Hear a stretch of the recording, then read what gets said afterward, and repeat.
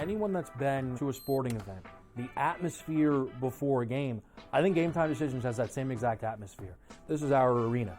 This is what we do. There is going to be an energy to Game Time Decisions that you will feel night in and night out. The excitement you get when you lock your bets in, when you're figuring out what you want to do, we can zone in on the biggest games each night. I want this to be the place that people come to before the games start so they feel as ready as possible to lock in their cards. We are going to hit every single one of those markets that you need to know about. We're going to go through every single thing, and I've got a great team behind me that's going to help me get the job done. There is not going to be a better place, I promise you, than Game Time Decisions to get that new information, react to it, and be able to then bet accordingly. We will have everything at our disposal, and we will use that to our advantage.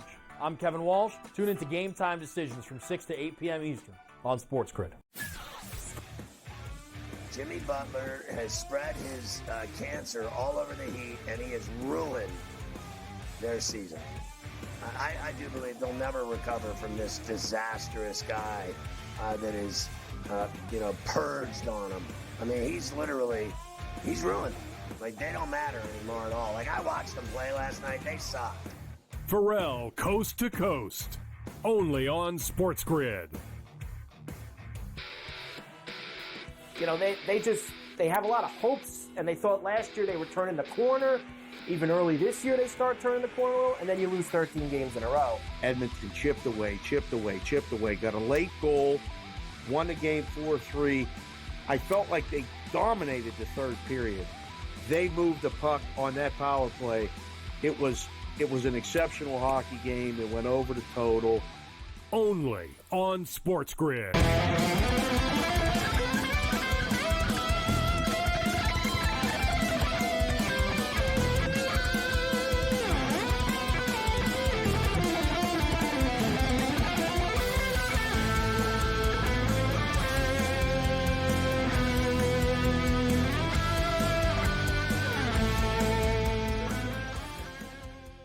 This is SportsRage. I am Gabriel Morency.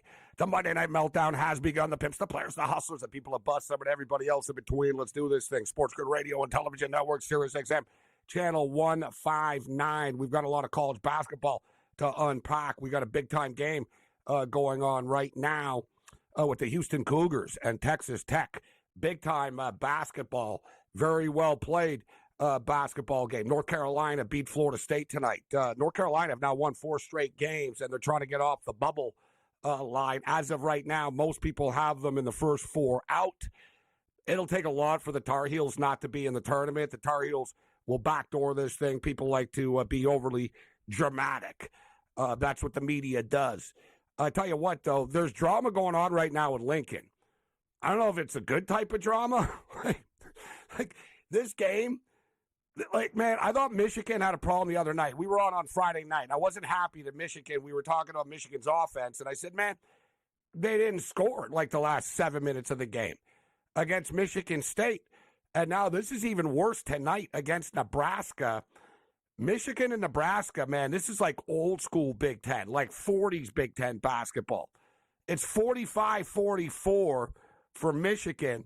Michigan have been stuck on 45 for, I'm going to say probably about 5 minutes, guys.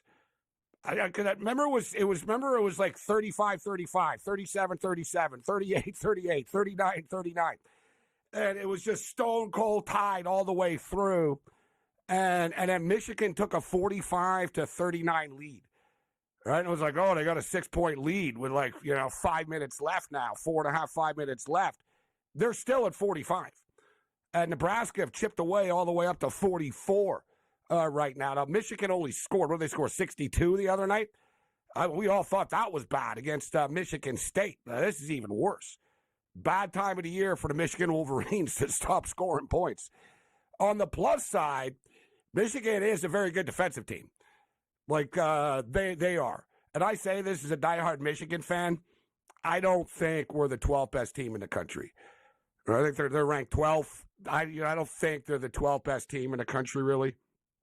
They can be, right? They, on any given night, but they have guard issues. Michigan have had guard issues for years. They got guard issues, and they can't close games out. Like, this is what happens. Like, every game, Michigan, Michigan won 7 straight games by 4 points or less. And it's not like, it's weird, too, because they have leads. Generally, they have leads, and they blow the lead. That's, basically what happens. Like, Michigan, tonight, they'll be up by 8, or they'll be up by 10, or they'll be up by 6 or something. And the next thing you know, it's like you're up by 2 with 10 seconds left, sweating it out.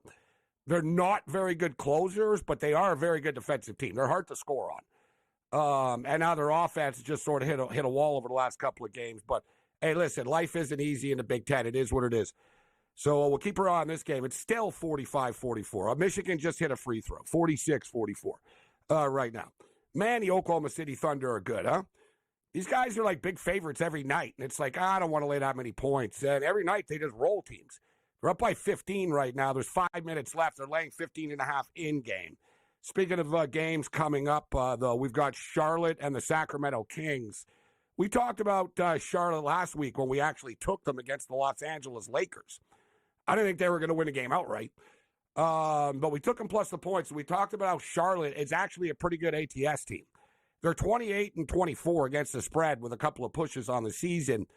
They're coming off a game in which they absolutely got lit. All right, they got smoked. They lost by, 54 over the weekend? Was it on Saturday? They lost by 54 at Portland. Generally, when teams get murdered that badly, they're in a pretty good bounce-back spot. And like I said, I like this Charlotte team when you're getting double-digit points, so we'll take the double digits. It was 11, and I see it sitting at 10.5 right now. Sitting at 10.5 was 11. So Sacramento are laying 10.5 total, 233.5. We got some late night college basketball coming up still, which is pretty cool. You got like a triple header going on after the North Carolina Florida State game. You've got this Texas Tech and Houston game, and then they're following it up with Kansas and Colorado. And it's fitting that the Kansas Jayhawks are playing actually, as the Kansas Jayhawks. 80 straight weeks, they're not ranked. And, it was funny, man. If you guys remember last week, I talked about how the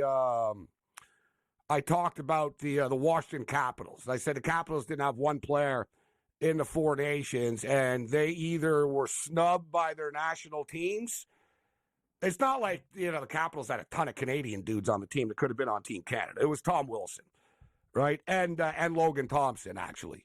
But the Logan Thompson one was a little bit different. Logan Thompson didn't play for Team Canada in the World Championships. And Team Canada are very, very spiteful. I think almost too much so, actually, because I don't think they have enough room for air to be like that sort of arrogant with everybody. But they are. And if you don't play for them, like when you get knocked out of the playoffs and you don't answer the call if Team Canada asks you to play in the World Championships, you've got an uphill climb to make Team Canada when it matters. Because they'll be like, oh, now you want to show up, huh? Like, well, now, but you didn't want to play for us before, huh? That's the way they look at it. And the second that Team Canada won, Jordan Binnington, right? But the Capitals came out hot, though, out of the gate, right? Like, well-rested and stuff. So we'll talk some NHL hockey tonight. Joe Madden will step up, and then a Raging Redhead Cam Stewart in the house this evening. Light night in the National Hockey League tonight. That really surprising game going on right now in Winnipeg. The San Jose Sharks were like plus 425, plus 450 on the money line tonight.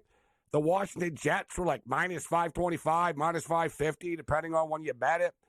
I took the San Jose Sharks. You guys know how I roll with these big-time favorite games. I always like to take the plus 2.5, right? It's kind of hard to get blown out by 3 goals. It's rare in the National Hockey League that a team's going to lose by 3. It's not, like, impossible. But, like, dude, like, they were plus 1.5, plus 150. And I was like, man, I should just take that. But I just saw the 2.5. I was like, let's go for some insurance here. When I saw that it was plus 150 on the plus 1.5, I knew the plus 2.5 wasn't going to be that bad. And it was minus 140. So we laid minus 140 with the San Jose Sharks at plus 2.5 goals. And they're leading 1-0 with 2 minutes left in the hockey game. So they're on the verge of potentially winning this game. Although Winnipeg could score a late goal. They're plus 600 Winnipeg right now. The Sharks are 10-1 on the money line. We've got a big-time game coming up between the Vegas Golden Knights and the Los Angeles Kings tonight. Both teams have won coming out of the Four Nations. The Vegas Golden Knights beat Vancouver the other day, and the Kings won over the weekend as well, so they beat Utah. So they're both coming into this thing off of a win to restart the season here. This is a pretty good rivalry that's not talked about. You know what I mean? Like, if you look at the National Hockey League, how many great rivalries are there? There's really not that many left anymore. There's a few, but Vegas and L.A. is one of them. Edmonton and Vancouver is one of them. Pretty much Edmonton and everybody. If you'll notice, no one really likes the Edmonton Oilers, to be honest. Like, other teams get into it with all the time. Like the Flames hate the Oilers as well, but the Canucks and Oilers have it going on. They played in the playoffs. But I'm just saying, like, Vegas and the Kings, so West Coast rivalry, so it kind of flies under the radar. They're playing late at night all the time for people on the East Coast and the media on the East Coast. But Vegas and LA don't like each other. They played each other in the playoffs over the years. Vegas have generally gotten the better of them. I like the LA Kings tonight, minus 105 on home ice. Let's roll. This is Sports Rage.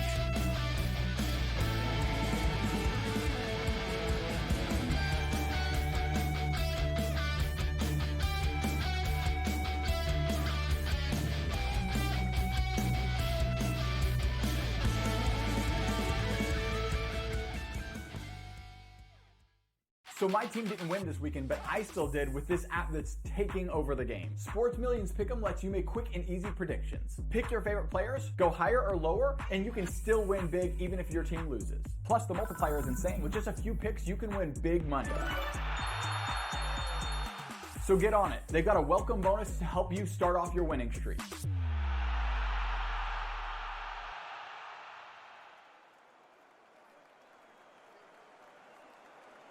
Anyone that's been to a sporting event, the atmosphere before a game, I think Game Time Decisions has that same exact atmosphere.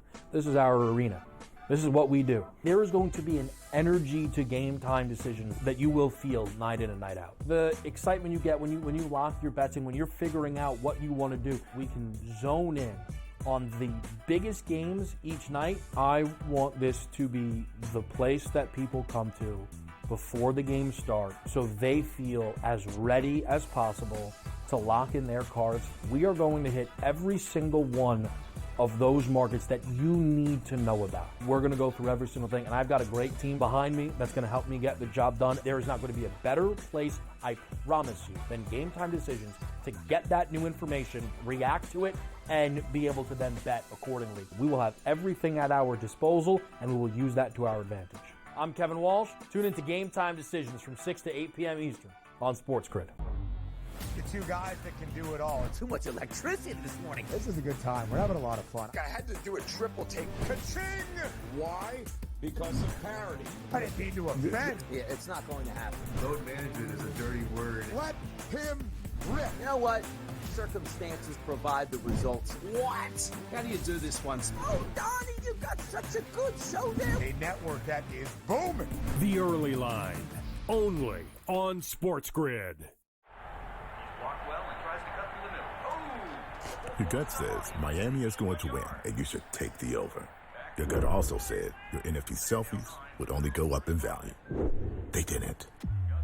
But your head is on SportsGrid and knows the QB is in concussion protocol.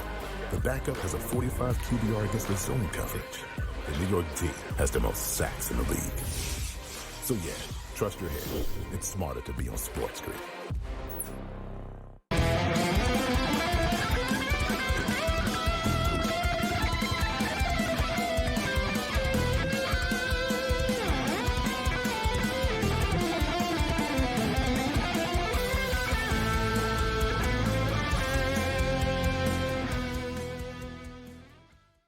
Let's roll. This is Sports Rage. I am Gabriel Morency. We got some bets to get in. We got the hockey game starting, and we got time to get the hockey game in. But NBA basketball, the Charlotte Hornets and the Sacramento Kings. Not exactly the most glamorous game in the world, but the Hornets are coming off a 54-point loss, which is pretty hard to do, actually, as Portland absolutely just smoked them. I think it was like 141-88. So they got absolutely murdered. They've been a very good ATS team, Charlotte, and plus they're used to losing as well. So teams that are used to losing, they're not going to be totally devastated. They don't want to shake it off, and it's just another night in the association. So we pulled the trigger with the Charlotte Hornets plus the points. They're up 10-7 right now. And I just stated, I was like, the Winnipeg Jets were plus 600 on the money line, guys, as we started the show, as we were going into the break. And I said, the Sharks are now 10-1. They were under 2 minutes remaining in the game. The Winnipeg Jets were plus 600 on the money line, and the Jets actually scored with a couple of seconds left in the game to tie the game at 1 and potentially save all the parlay players like Captain Chalk, George Kurtz, that'll be with us later. He's sweating out the Jets right now. Yes, he is. Well, unless they invented a three-goal shot in the NHL, I should be good because I got the San Jose Sharks plus 2.5. It was minus 140, but the plus 2.5 was just too good to pass up. We got the Vegas Golden Knights and the Kings coming up. We're at the half, actually, right now in Lubbock as well. Big-time college basketball game, 33-30 for the Houston Cougars. Cougars are laying 4.5 in this game. Totals 131.5. I'm going to jump in on the in-game over here. I think we're going to get there. That was pretty much the original number. It got up to about 139.5 or so. It's sitting at 131.5 right now. Let's bring Joe Madden in. We'll get to this Kings and Vegas Golden Knight game. How you doing tonight, Joe? I'm doing pretty good. How about yourself? We're doing all right. We've got the Sharks plus 2.5, so we're off and running tonight in the National Hockey League, but it's on to the next game, and we'll keep people up to date here. We got 3.5 left in overtime. Vegas Golden Knights are minus 115 road favorites. Total is 5.5. What's your pick, Joe, for Vegas and the LA Kings? You know what? I'm rolling for a tight game here. Defensive battle between these two. A game that I think has every ability to go to overtime. I took the plus 290 to go to OT, but I am riding with the LA Kings to get it done here at home. I know Vegas has been so strong, especially in divisional matchups, but I look at the LA Kings at home, how strong they can be in their own arena, and I think they're able to get it done. Plus, we have no Shea Theodore over there for the Vegas Golden Knights, which hopefully the LA Kings don't push this one to the over, but I really do think this is 2-2 going into overtime. And we have a 3-2 win here for the LA Kings. Now, there are a couple players, though, that you want to circle for Vegas. Jack Eichel looking for goal number 20. So I know lower scoring, it's hard to bet those player props, but looking for goal number 20 and point number 70. And Mark Stone looking for point number 50 tonight. But on the other side, it's Kempe and Kopitar parlayed together for a point for me at that plus money. One thing about the LA Kings in past years has been kind of strange. The Kings have always been a very, very good road team. Yeah. And they were sort of okay at home, but they sort of racked up points on the road all the time. Both these teams this year are very similar. Vegas were struggling early on the road. They're dominant at home, 20-6, 26-3 at home, Vegas. But how about the LA Kings? 18-3-2 on home ice. They've only lost 3 times in regulation this year in Los Angeles. Super impressive. I brought it up off the top, Cam. This is one of the better rivalries in the NHL as well. They don't like each other, these teams. They play each other all the time. They played each other in the playoffs. You got the close proximity with Vegas and L.A. And Vegas are one of those teams that upset everybody. They're a lot like the Oilers. Like, everybody gets into it with Vegas. But L.A., these two teams really don't like each other. They generally play overs when these teams play. Mm-hmm. Like, they played earlier this year. It was 6-3. Had another game. It was 6-1 this year. So they've actually played 4 times. The 2 times they played this year, 6-3, 6-1. And you had a couple of unders. But it's been a higher scoring rivalry over the years. I'm not betting the total. I'm just going to take the LA Kings. I'm taking the LA Kings, but I'm taking the over as well. 4 of their last 5 have gone over. 5 goals against Utah in an 8-goal game. The Ducks game stayed under. They lost 2-1, but 5-4 against the Stars. They beat Montreal 6-3, 4-2 against the Hurricanes. So the Kings have scored 4, 6, 5. I understand Vegas is a little bit better, but as Joe mentioned, Theodore out. I like the Kings over and a 4-2 win tonight, just over the number. Let's go LA. We're all on the same side. Both teams have won, Joe, coming out of the 4 nations, and it's interesting when you have these teams that have been off for so long. You never know how teams are going to react. But I spoke last week. It's funny. I tweeted it after the Thursday game, actually, after Canada won.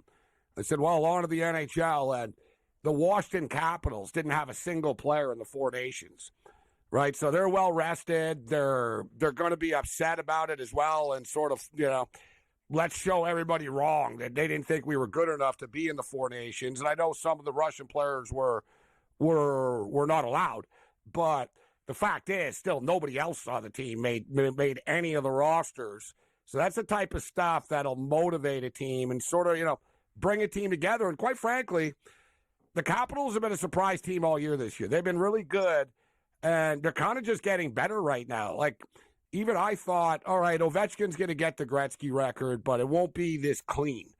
Like, he's just, gunning for it. Like, he's not only going to, beat Gretzky's record, he's going to, pad this thing a little bit on the way out before he's done. Man, the guy just scores. The guy's scoring hat tricks all the time now.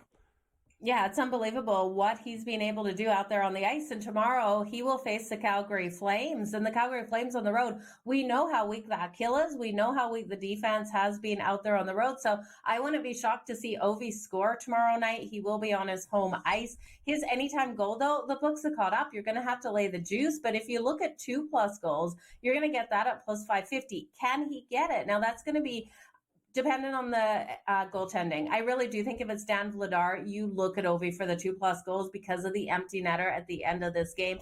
But if it's Dustin Wolf, I'd just take the one. It's minus 105 for the 1 goal. But he is definitely surpassing Wayne Gretzky this season. It's interesting to see it's gone from a plus 190 going into Saturday for him to surpass it on the books to minus 185. The Winnipeg Jets beat the San Jose Sharks 2-1.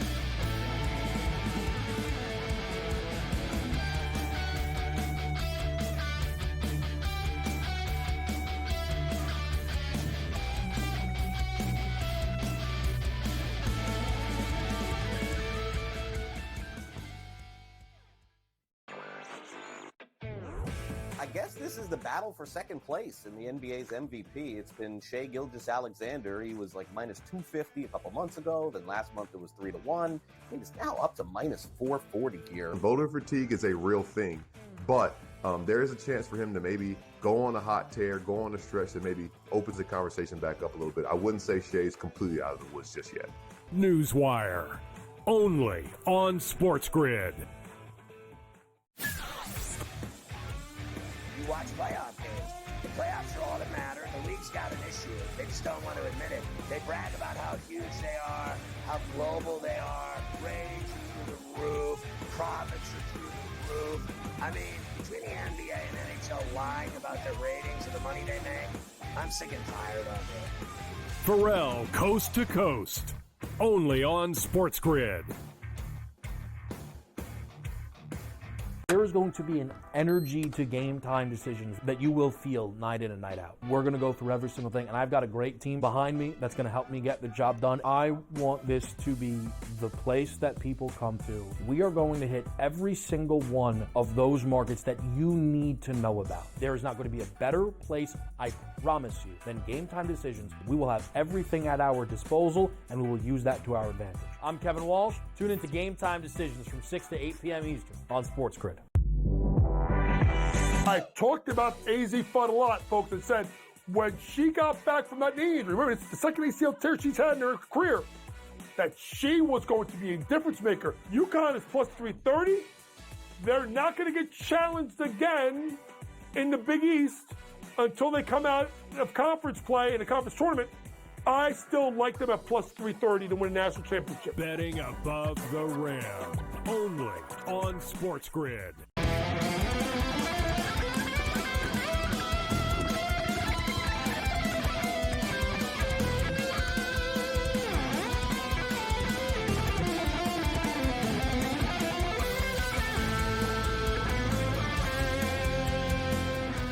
Well, the Winnipeg Jets were plus 600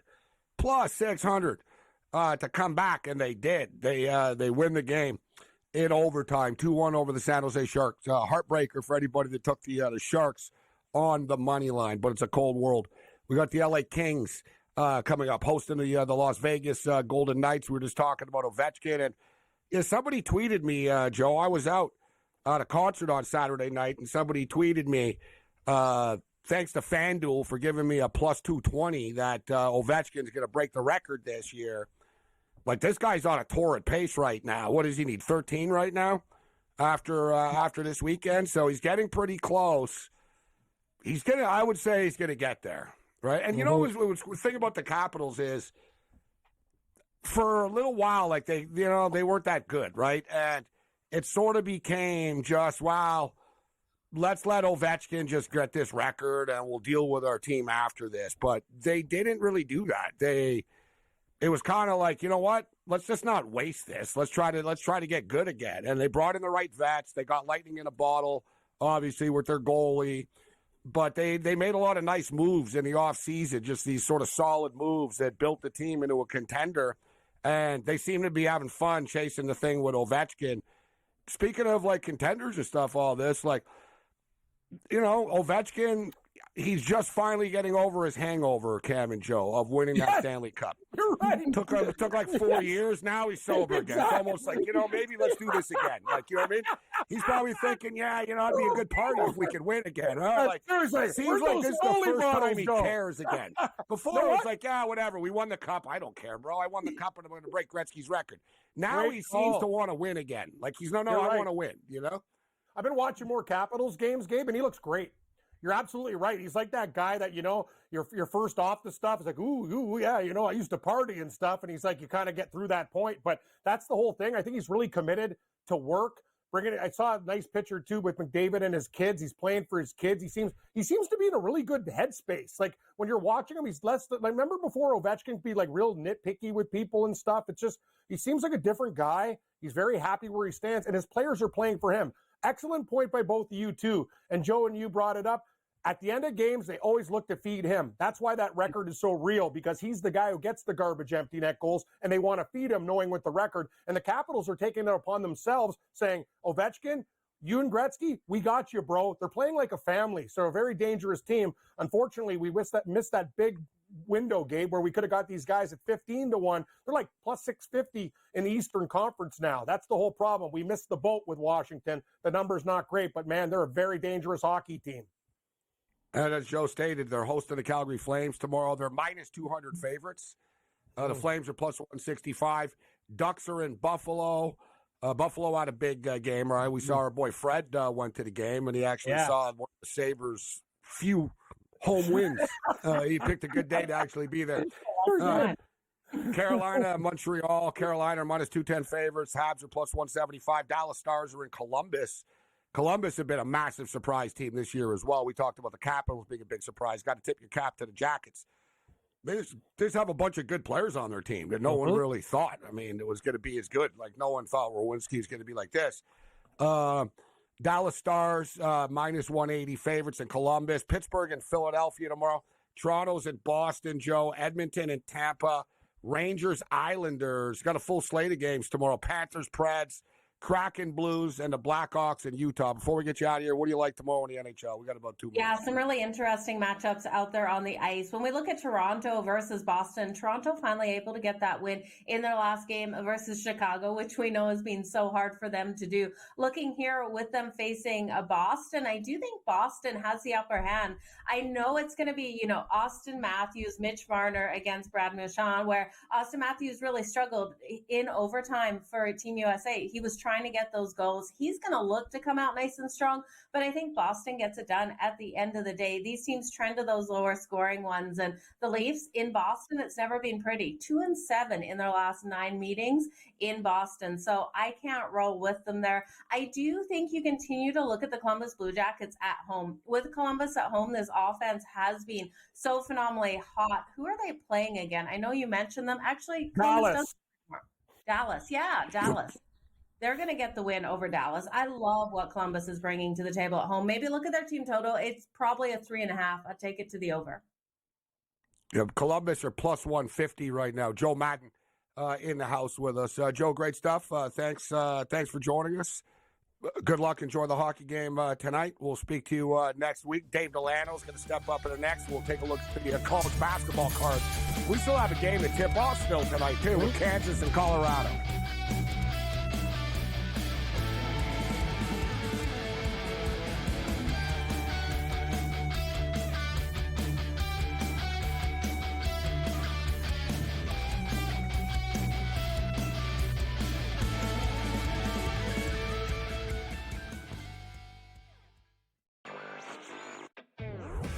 guess this is the battle for second place in the NBA's MVP. It's been Shai Gilgeous-Alexander. He was like minus 250 a couple months ago. Then last month it was 3-1. He's now up to minus 440 here. Voter fatigue is a real thing, but there is a chance for him to maybe go on a hot tear, go on a stretch that maybe opens the conversation back up a little bit. I wouldn't say Shai's completely out of the woods just yet. Newswire, only on SportsGrid. You watch playoff games. The playoffs are all that matter. The league's got an issue. They just don't want to admit it. They brag about how huge they are, how global they are. Ratings are through the roof. Profits are through the roof. I mean, between the NBA and NHL lying about their ratings and the money they make, I'm sick and tired of it. Pharrell, Coast to Coast, only on SportsGrid. There is going to be an energy to game time decisions that you will feel night in and night out. We're going to go through every single thing, and I've got a great team behind me that's going to help me get the job done. I want this to be the place that people come to. We are going to hit every single one of those markets that you need to know about. There is not going to be a better place, I promise you, than Game Time Decisions. We will have everything at our disposal, and we will use that to our advantage. I'm Kevin Walsh. Tune into Game Time Decisions from 6 to 8 p.m. Eastern on SportsGrid. I talked about AZ Fudd a lot, folks, and said when she got back from that knee injury, remember, it's the second ACL tear she's had in her career, that she was going to be a difference maker. UConn is plus 330. They're not going to get challenged again in the Big East until they come out of conference play in a conference tournament. I still like them at plus 330 to win a national championship. Betting above the rim, only on SportsGrid.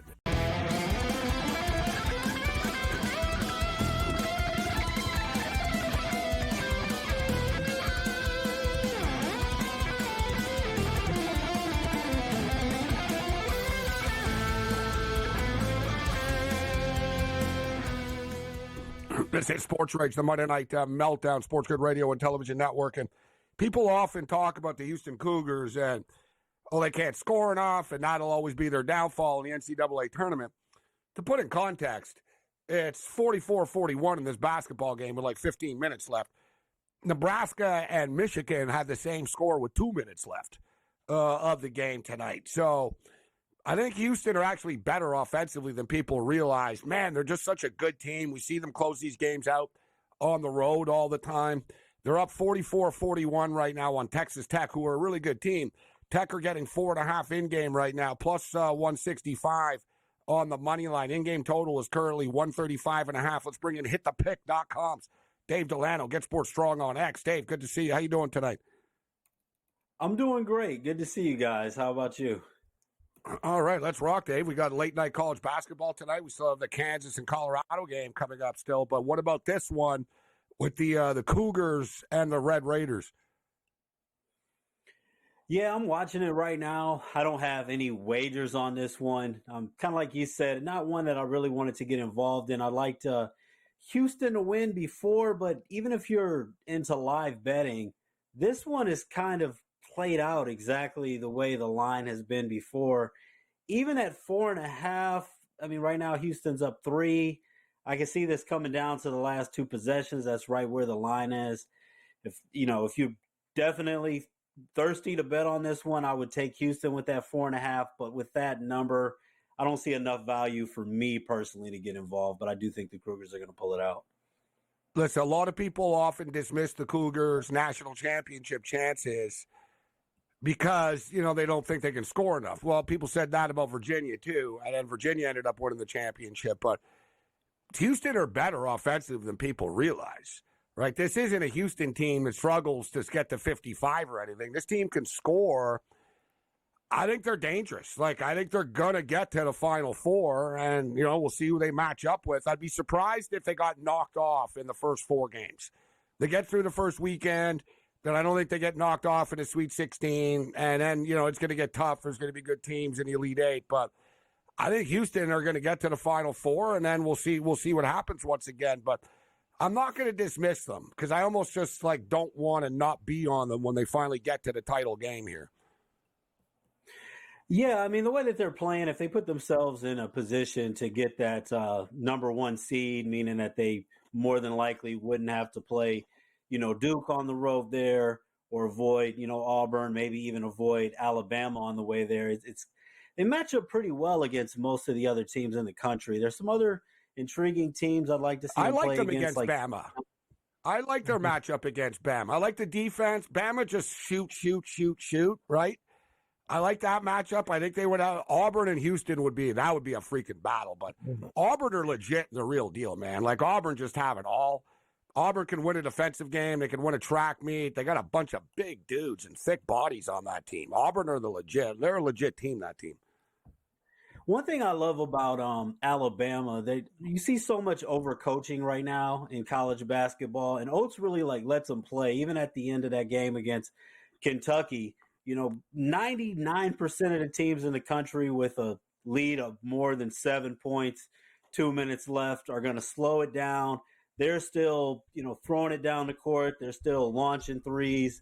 And it's one of those things that when it works out, it's great.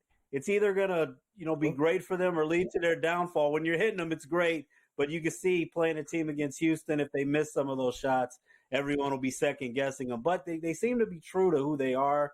And they like to play fast no matter what. So that would be, we don't have the brackets yet. We'll see what happens. But I would love to see Alabama and Houston match up in the tournament. Dave Delano in the house with us. So it's 46-42. Like he said, this game's going to be lingering around the number. It's 4.5 still right now. In-game total down to 131.5.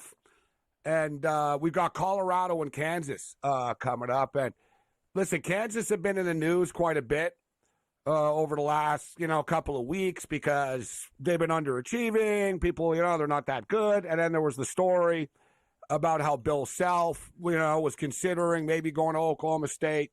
He denies it, right? He basically says, listen, they always call me when they're looking for a coach, and I've always spoken to them and given them my honest opinion about things. But he said, no, I wasn't, So the closest I came to going there is I got a golf club membership there. But that's always the start of the job because that's how they get you. They give you the golf club membership. So sounds nice. That's what he admitted. He goes, I did. He goes, just for the record, he goes, I did become a member at a golf club. But he goes, I've been waiting a long time to do it. So he's great. from there, right? He's from there. But he said, no, I'm not. I didn't want to take the job. But so they've been in the news. And then, 80 weeks in a row that they've been ranked. Now they're playing tonight. They're on the road here, Dave. Any opinion on the Jayhawks on the road in Boulder? Well, if you're just looking at the team names and you're looking at the records off of a quick glance, you're thinking Kansas is an easy play here. But I actually like Colorado in this one. I believe the Buffs, they lost their first 12, 13 conference games, but they haven't given up. They've won 2 out of their last 3 now. Covered in 5 straight, and that includes, coming off of a win against Baylor. They covered the first time on the road against Kansas, covered against Houston, covered against Iowa State. And this Kansas team is drastically different on the road. They're not very good on the road at all. They're 211th in the country in adjusted offensive efficiency. They're led by Hunter Dickinson now in his 5th year, and if you look at some of his stats on the surface, they look okay. But when you look at a guy who's, 5th year in college and potential NBA prospect, I just don't feel like he's improving. I mean, this is a Kansas team. It's Kansas, but this is not as good as some of the Kansas teams in the past. I'm looking at them right now, probably a 6th or 7th seed. I can see this being a first round upset or maybe second round as the ceiling. Going on the road against Colorado, as bad as they started, this team's playing with heart. They haven't quit. And I like the Buffaloes, as ugly as it sounds. I like them plus the 6.5. Nothing's easy with the Kansas Jayhawks, right? So, and you nailed it, especially going on the road. We've spoken a lot about Dickinson. He's been around forever. This just isn't, this is not a great Kansas team. I know they ran up the score over the weekend, but they were at home. Now they got to go on the road quickly once again. I get the feeling they'll survive this game tonight. I mean, I think they've been humbled a little bit. And I'm not saying they're terrible. I agree with what you're saying, Dave. They could be a candidate to get bounced like on that first Saturday or Sunday. And if they survive that, they're going to get bounced like on the next Thursday or Friday. after. I don't think they have a deep run in them. Maybe they shock everybody, right? I mean, every year people always think they're like this big contender, and they've often let people down. But, these road trips, I was trying to pop this up. I saw this earlier. This isn't a massive road trip, but it's one of these like new type of road trip games for teams with these new conference alignments and stuff. And we talked about it during the college football stuff, guys. And the two teams, man, that have capitalized the most off of this, you saw it with football, was Cal and Stanford. Teams are having a hard time going there. And I saw the same stats tonight, like for all teams. I'm trying to pop the story up again. So I saw the numbers of all the teams that have to travel more than 2 time zones. So it's freaking crazy, like the punishment, man. So how about this? Like ACC teams playing road games in 2 or more time zones are 6-23 on the road. Like that's straight up, guys. The number. That's straight up. That's straight up. A 261 winning percentage. The overall league road record is 57-87. So it just like shows the disparity. It's absolutely insane. How about this too? The Stanford Cardinals and the California Golden Bears have been the biggest hero zeros, going combined 2-13 on the road in the ACC. They're 10-4 at home.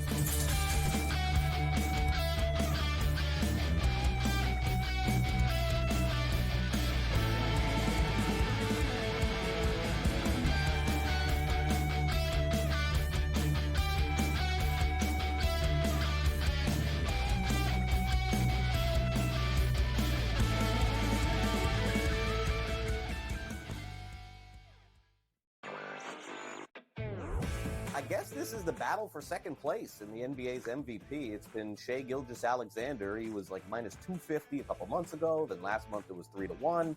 It's now up to minus 440 here. Voter fatigue is a real thing, but there is a chance for him to maybe go on a hot tear, go on a stretch that maybe opens the conversation back up a little bit. I wouldn't say Shai's completely out of the woods just yet. Newswire, only on SportsGrid. You watch playoff games.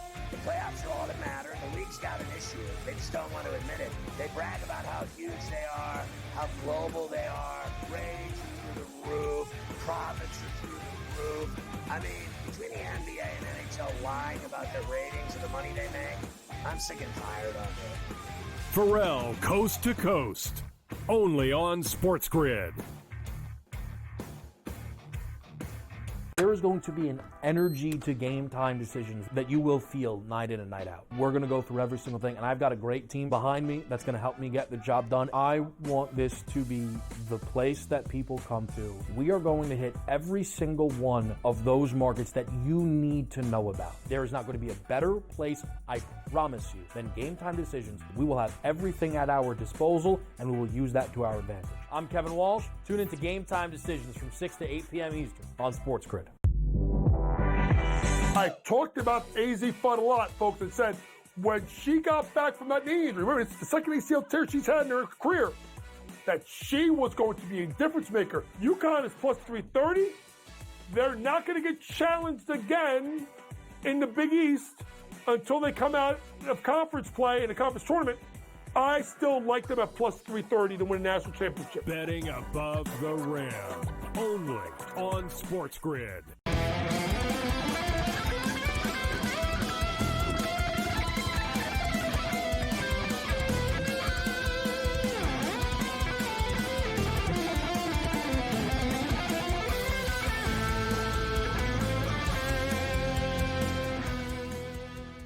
Let's roll. This is Sports Rage. I am Gabriel Morency. Things are getting interesting in college basketball right now. There's a lot of teams on the bubble. Listen, I think people get too carried away with this stuff too early in the season. I mean, I remember it was like, it was like Christmas time and there was bracketology articles up and stuff. But we are at the time of the year right now where every one of these games are really getting real. North Carolina Tar Heels tonight. Tar Heels, they needed another win. Tar Heels got another win. They've now won 4 in a row right now.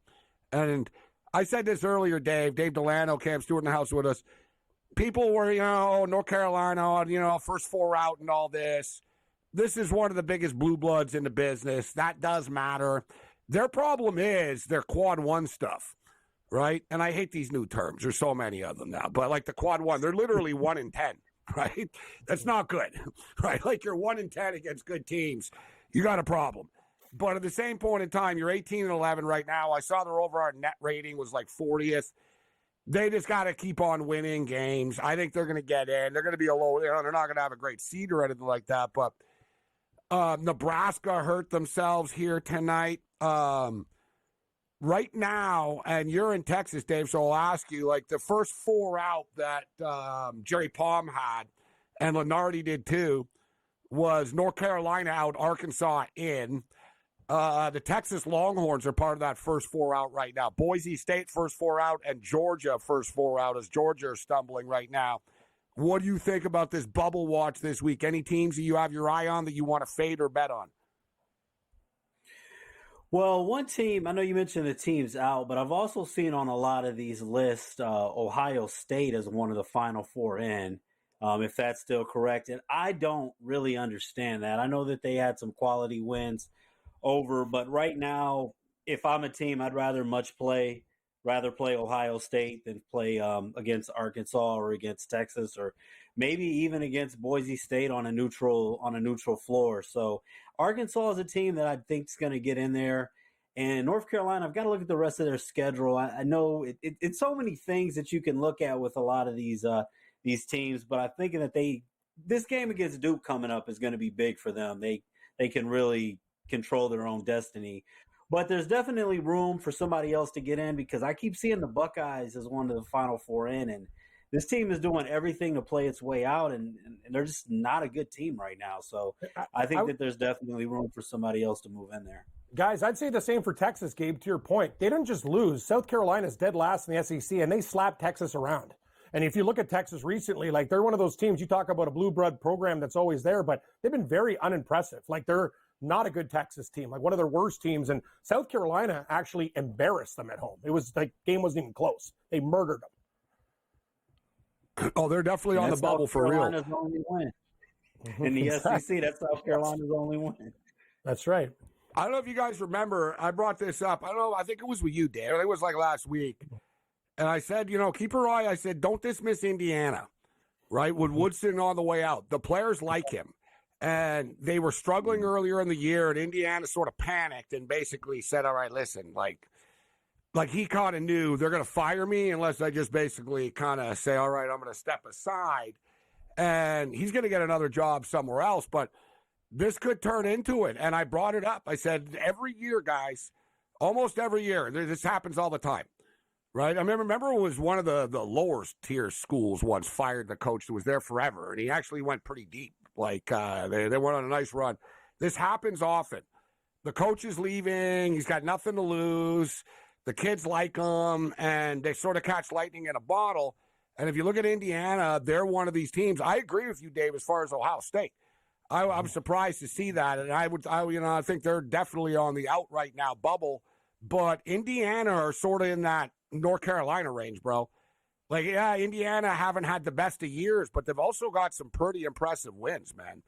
Right? Like, they've racked up. They beat Michigan State. They just beat Purdue. Right? Like, they have some, the quality type of wins. They just need to keep racking it up here, but they got manageable games. They're hosting Penn State on Wednesday. They go to Seattle on Saturday to take on Washington. Then they got to play the Ducks and then end the season with Ohio State, but those are one of those teams, Dave, I got my eye on here is Indiana. They're knocking on the door right now to play themselves into this tournament. Yeah, I mean, if they can win 3 out of those last 4, especially if they can run the table, but they've got the potential to do that. And even though they've, lost in some bunches at times, Indiana's been a team that whenever their back's been against the wall, like you mentioned that Michigan State win, when Izzo had a chance to pass Bob Knight, you knew it was going to happen eventually, but they said, it's not going to happen against us. Not on our watch. That went over Purdue. And that went over Purdue. That was a big win. They looked great in the second half, David. To your point, I watched and they went up to Woodson and said, listen, we got it, coach. And they started dominating on defense. Purdue had nothing in the second half. And that's great observation, Gabe. I'm with you on Indiana. But also, if you look at their losses too, Kim, like they lost by 4 to UCLA, 72-68. They lost by 3 to Michigan, 70-67. Those are good losses. Yeah, okay. They lost to, Indiana, Wisconsin beat them 76-64. Another one, too, guys, that we got to bring up are the Ducks, actually. Now, the Dane Allman's doing his thing again. The Ducks are getting hot late in the season, guys. Yeah, real hot. I'd watch out for That those. was a big-time win against Wisconsin. Oh, big time. Wisconsin was the hottest team, Gabe, right, Dave? They're going into that game, too. And then the Oregon Ducks are one of those teams, like, don't sleep on these guys. Like, no one's talking about them, and we've seen them before. They can do some damage. A good call, Gabe. Man, speaking of bad offense, Texas Tech have been stuck at 44 forever. I'm watching these guys play. Dear Morency God. is taking years off my life. They miss every shot. Like, they're under the basket with layups. Brick. Like, it's hard to watch, man. Like, they're great defensively, but God, man, like, it's both of these teams. Like, I'm just watching this. Like, they miss a lot of shots. Yeah, it's not good for the total. It's done. These college basketball totals, you can see 20 points in 2 minutes, or you can see 2 points in 8 minutes. Good call, Dave. It gets crazy. They always hit the wall at some point in time, and then there's a little flurry, right? The one thing with these college games, though, is you saw it tonight with North Carolina and FSU. They play to the whistle pretty much. Like Florida State were fouling and taking threes down 13 with like 30 seconds left. You know what I mean? Like they were like, we're still going to shoot. I like it like that. The NBA used to be like that. Like players, like, this NBA stuff is so frustrating. You bet a total right now. Everybody stopped playing with a minute and a half left. They're shaking hands and dribbling the ball. It's like, guys, just shoot the damn ball for another minute, all right? People with money on this.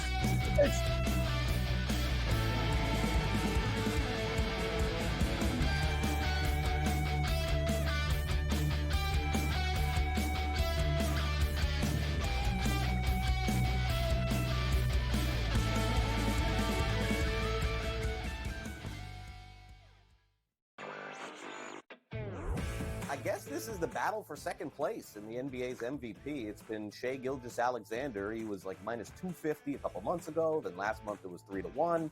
He's now up to minus 440 here. Voter fatigue is a real thing, but there is a chance for him to maybe go on a hot tear, go on a stretch that maybe opens the conversation back up a little bit. I wouldn't say Shai's completely out of the woods just yet. Newswire, only on SportsGrid. You watch playoff games. The playoffs are all that matter, and the league's got an issue. They just don't want to admit it. They brag about how huge they are, how global they are, ratings are through the roof, profits are through the roof. I mean, between the NBA and NHL lying about their ratings and the money they make, I'm sick and tired of it. Pharrell, Coast to Coast, only on SportsGrid. There is going to be an energy to game time decisions that you will feel night in and night out. We're going to go through every single thing, and I've got a great team behind me that's going to help me get the job done. I want this to be the place that people come to. We are going to hit every single one of those markets that you need to know about. There is not going to be a better place, I promise you, than Game Time Decisions. We will have everything at our disposal, and we will use that to our advantage. I'm Kevin Walsh. Tune into Game Time Decisions from 6 to 8 p.m. Eastern on SportsGrid. I talked about AZ Fun a lot, folks, and said when she got back from that knee injury, remember, it's the second ACL tear she's had in her career, that she was going to be a difference maker. UConn is plus 330. They're not going to get challenged again in the Big East until they come out of conference play in the conference tournament. I still like them at plus 330 to win a national championship. Betting above the rim, only on SportsGrid.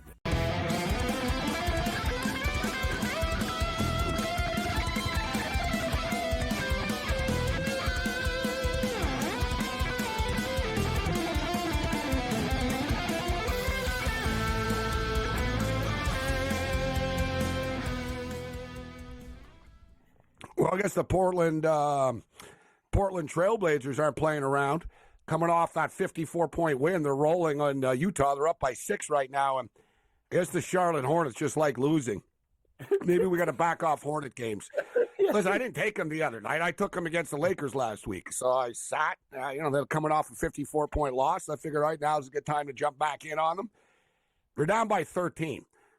All right, it's not the end of the world, but it's not good. They're losing 51-38 right now with 4 minutes left in the second quarter. A lot of basketball left. Meanwhile, Texas Tech, like Cam said, Texas Tech need like 3 shots. They miss. They turn the ball over under the basket all the time.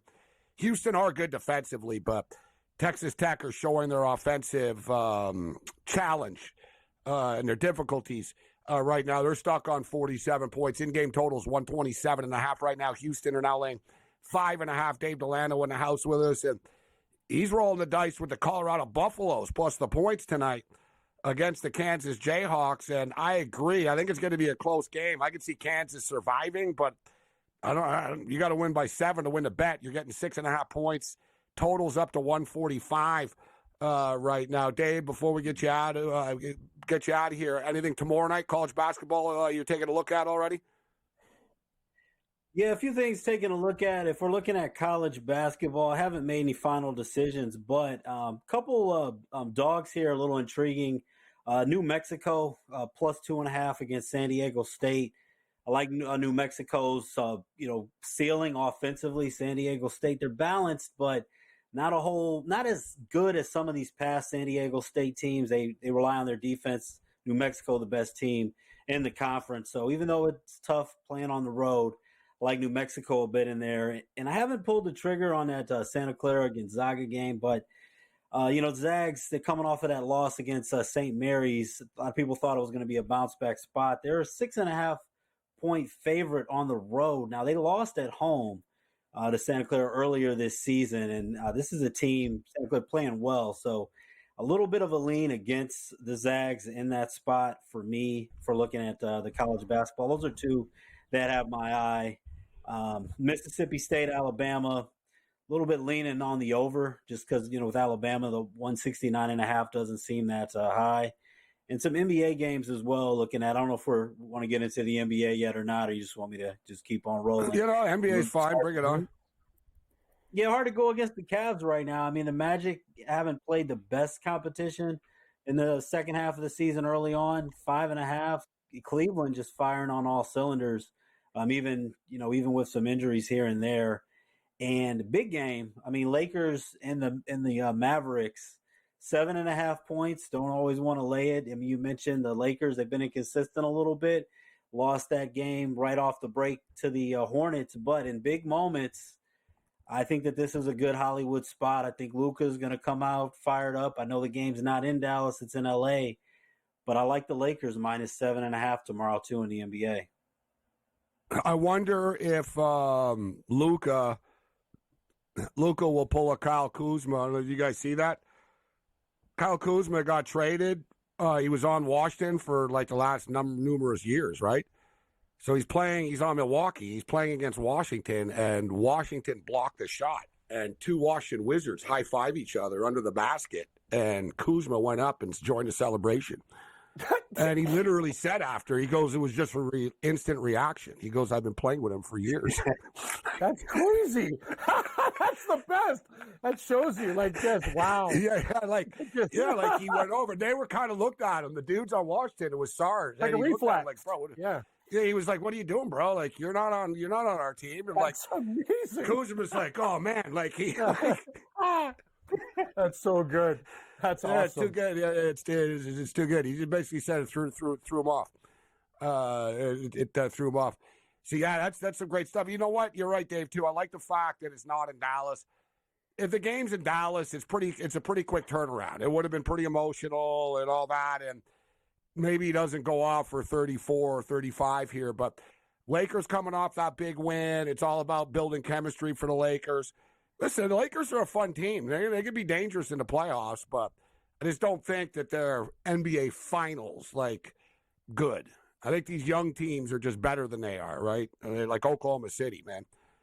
Dave Delano, hitthepick.com. Get Sports Strong on X. Dave, it's always a pleasure, my man. Great stuff. Oh, thanks so much for having me. You guys have a good night and good luck on all your plays. And the LA Kings have taken a 1-0 lead. Yay! That's good. Good for the Kings. Excellent start. Kings are up 1-0 right now. Minus 210 in game. Vegas a plus 165.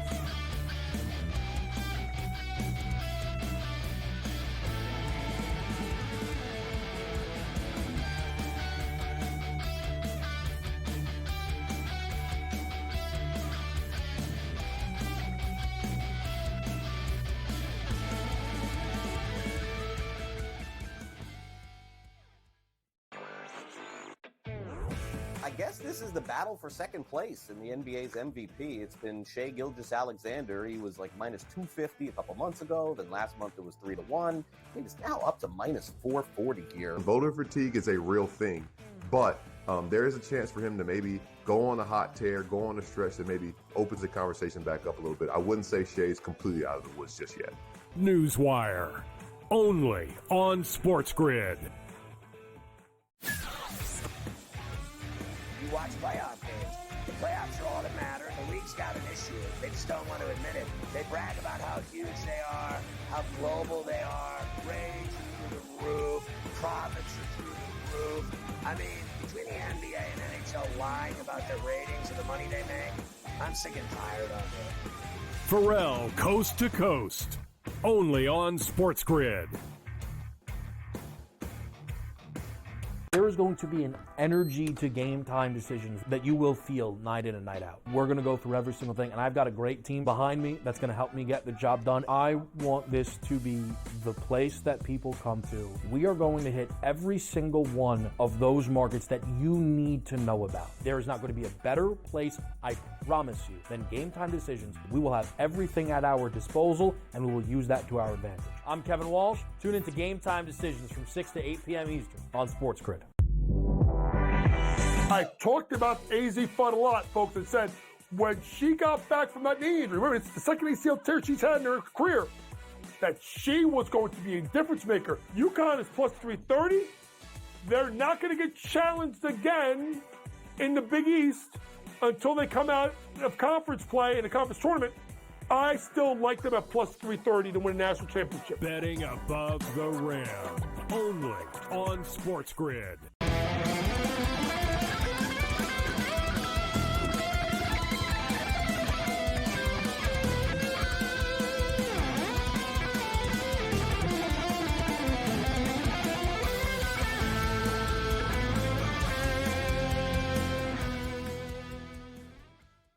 This is SportsRage. I am Gabriel Morency, the pits, the players, the hustlers, the people that bust them, and everybody else in between. A lot of people question Jordan Bennington coming into the Four Nations, and I was pretty positive about him, right? Besides, I won't lie, after a couple of drinks in the first game against Team USA, I did tweet, Logan Thompson would have stopped that.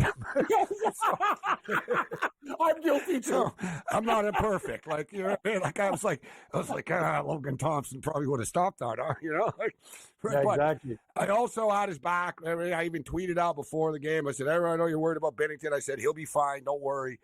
And then boom, he was. But, you know, Bennington, he's a surly dude. Like, let's just call it out for what it is. He hears everything that everybody said about him. And I guess Brian Hayes at TSN was not very complimentary of Bennington going into the tournament. And Bennington went on his show today and ended the interview by saying that he was a fraud. And then he kind of like, it was at the end of the interview, too. But I see other TSN personalities are also tweeting it. Kara Wagland, ha, Jordan Bennington with the mic drop. Hayes is a fraud. Legendary move. It's got like his own TSN people are like jumping on. Amazing. Now. That's the best. Yeah, but the show is retweeting it and stuff. Exactly. But what's going to happen now is other people are going to jump in and go, oh, it's true. He does suck, right? I'm not saying he does, but that's just the way Twitter works now. It is Twitter's always just sort of been pretty negative, but yeah. I don't really get it too bad, to be honest. Like, you know what I mean? Yep. You know, once in a while, some random, you know what I mean? There's a few psychos out there, actually, but, you know, it is what it is in today's social age. But you can tell Twitter has taken a turn recently for more just go F yourself. Like, it's just a constant. I try to stay pretty positive, actually. And you know, I'm just posting pics and my videos and stuff. I don't get involved. Like, a good example, Cam, is like every night, like I'm looking right now, I'm surprised they're not arguing right now. Like Pizzola's into this stuff. Pizzola, Pizzola. Oh, yeah. Like, but Pizzola, like all these gamblers, like go head to head now and they fight. Like, big man on campus called out Taylor Mathis and she called him back out. And like, I don't have time for that stuff, bro. Nor- I nor really do don't I. care I don't care what someone thinks about me. Or I don't have time to think my best advice to people in this world is if you want to be successful, don't worry about other people, right? Don't worry about what you're doing. Good advice. Joey Odessa once had a good line about that. Joey goes, I'll post a pic on Twitter, but he goes, I don't bet to post pics on Twitter. I bet to make money. That's what he told me once. And there's people like that. Like, these handicappers are arguing who's the best and stuff like that. Guys, there's real good gamblers right now in a lot of casinos and online and stuff. You don't know who they are. And they want it that way. And these guys are crushing books for like a lot of money and stuff like that, right? I remember in New York at FanDuel, there was a dude, and they pretty much told me, they said, this guy is kind of one of the guys that gets us the most. And I said, really? And the guy was betting like $50K a game and, $100K a game, $50K a game. And he was winning. And he was super like private about it. Like he didn't want people knowing what he was betting and how much money. And like he used to come in, tried like dress down so much. Like people would catch on. It's a fine line. If you walk in looking like you're homeless, people notice you too. It's like my boy Gary at the book, right? I walk into the bathroom at the Meadowlands and Gary, you can see his ass crack, his pants are down, he's like taking a shower and like he's doing like a quick thing in the bathroom. That's the worst. And I'm like, man, this guy is unbelievable. And then they told me, they go, yeah, people don't know it, man. They go, this guy this guy bets like 2-3K on NFL games and wins all the time. Like people, he just sort of plays it up that he's like this. Like a lot of weirdos, right? Especially in New York, you get all types. Like, you know what I'm saying? You get all types in casinos. So 59-51 right now, the Houston Cougars, this was what they do. They whatever, the teams are sort of close with them. When you go to Houston, they just mess you up. But when Houston go on the road against these good teams, the games are always kind of close, but Houston are always the ones that seemingly are up. And then in the last 3, 4, 5 minutes, Houston always just pull away in these games. We saw it in Arizona last week. They're just a damn good road team. And these teams are good teams, right? Arizona's good. Although I was at a concert, I didn't see that controversy with the Arizona fans. BYU game? Yeah, with their chanting anti-Mormon stuff. Yep. Like, that's what I'm talking about. Like, it's sort of like that sort of stuff you would get online. But, like, everything's so volatile now. Like, I remember, like, guys, 30 years ago or so, like, some of these crowds were really nasty. Like, they would talk, like, Steve Kerr's father got killed. They mocked him. Arizona State, something about that state of Arizona, Cam, and nasty fan chants. Horrible. Nebraska and Colorado used to be really over the top with each other and stuff. People got to chill out with this stuff, right? I agree. So BYU beats you. You don't have to call it their religion. Plus, all the kids on the team. How many kids on the team are really Mormon? What are you really doing? They're not. You don't have to be Mormon to go to BYU. You just have to follow their rules. I just don't understand. It's the whole world thing. Like people there's nothing now that's out of bounds or it's just that's the way it is. No. It's ridiculous. Like to your point, Gabe, I post Simpsons stuff on Twitter. I just want everyone to have a good time. We make bets, we win, we lose, we do whatever. But there's no line anymore. There's no like everybody is just like before. You'd have a couple psychos. Hey, remember we went to games like UNLV and BYU, Mormons versus the gamblers, the Devils. It'd be there's a couple guys going at it, but it wasn't like it is now. It's personal. It's vile. It's kind of sickening actually when you think about it. Like there's no buffer. There's nothing. It's just anything goes, and that's a problem. Well, what it is now is the bullies have sort of won in a sense where, like, if you complain about anything, then you're just soft. So people, right? So it goes like, you got to either fight back or, right? And you just end up in the cesspool or you end up in the mud with everybody else. But there's a famous saying, never argue with an idiot in a town square. People might not be able to tell which one is the idiot. So that's like a famous thing to remember when you start to get into it with people. All right, so this Texas game won't stop. Or the Texas Tech game just keeps going on. There's under 2 minutes remaining here.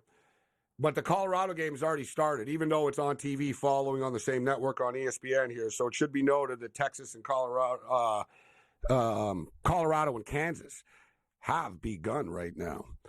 And Kansas are winning 10-4, Cam, so it's a good time to jump in, actually. Yeah, I think so. Gabe, there's a tennis match. You're getting a better number now on Colorado. I agree. I'm going to get on Colorado with you and Double D. I know he liked Colorado as well. Tommy Paul's playing this Canadian Gabe. Have you seen this Gabe Diallo guy? I've been following him a little bit. He's actually been really, really good. He's this new Canadian tennis player. Yeah, I know and the him a guy's bit. Yeah, no, I know. I saw that kid. Yeah, the Canadian kid. He's figured it out. Anyway, he's plus 240 against Tommy Paul. I'm not going to say he's win, but he's plus 4 on the sets. That's tough on the against game Tommy spread. Paul, though. Oh yeah, I'm going to take him on the game spread and just see how it has. But he played him before and he played him tight. So watch out, guys, for Gabe Diallo. There are a lot of young Canadian tennis players that are doing really, really well right now.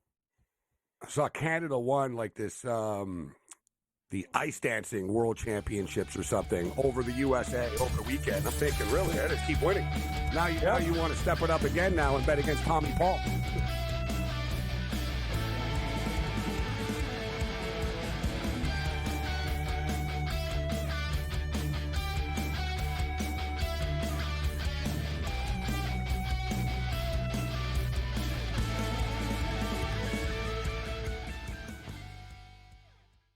So my team didn't win this weekend, but I still did with this app that's taking over the game. Sports Millions Pick'em lets you make quick and easy predictions. Pick your favorite players, go higher or lower, and you can still win big even if your team loses. Plus, the multiplier is insane. With just a few picks, you can win big money. So get on it. They've got a welcome bonus to help you start off your winning streak.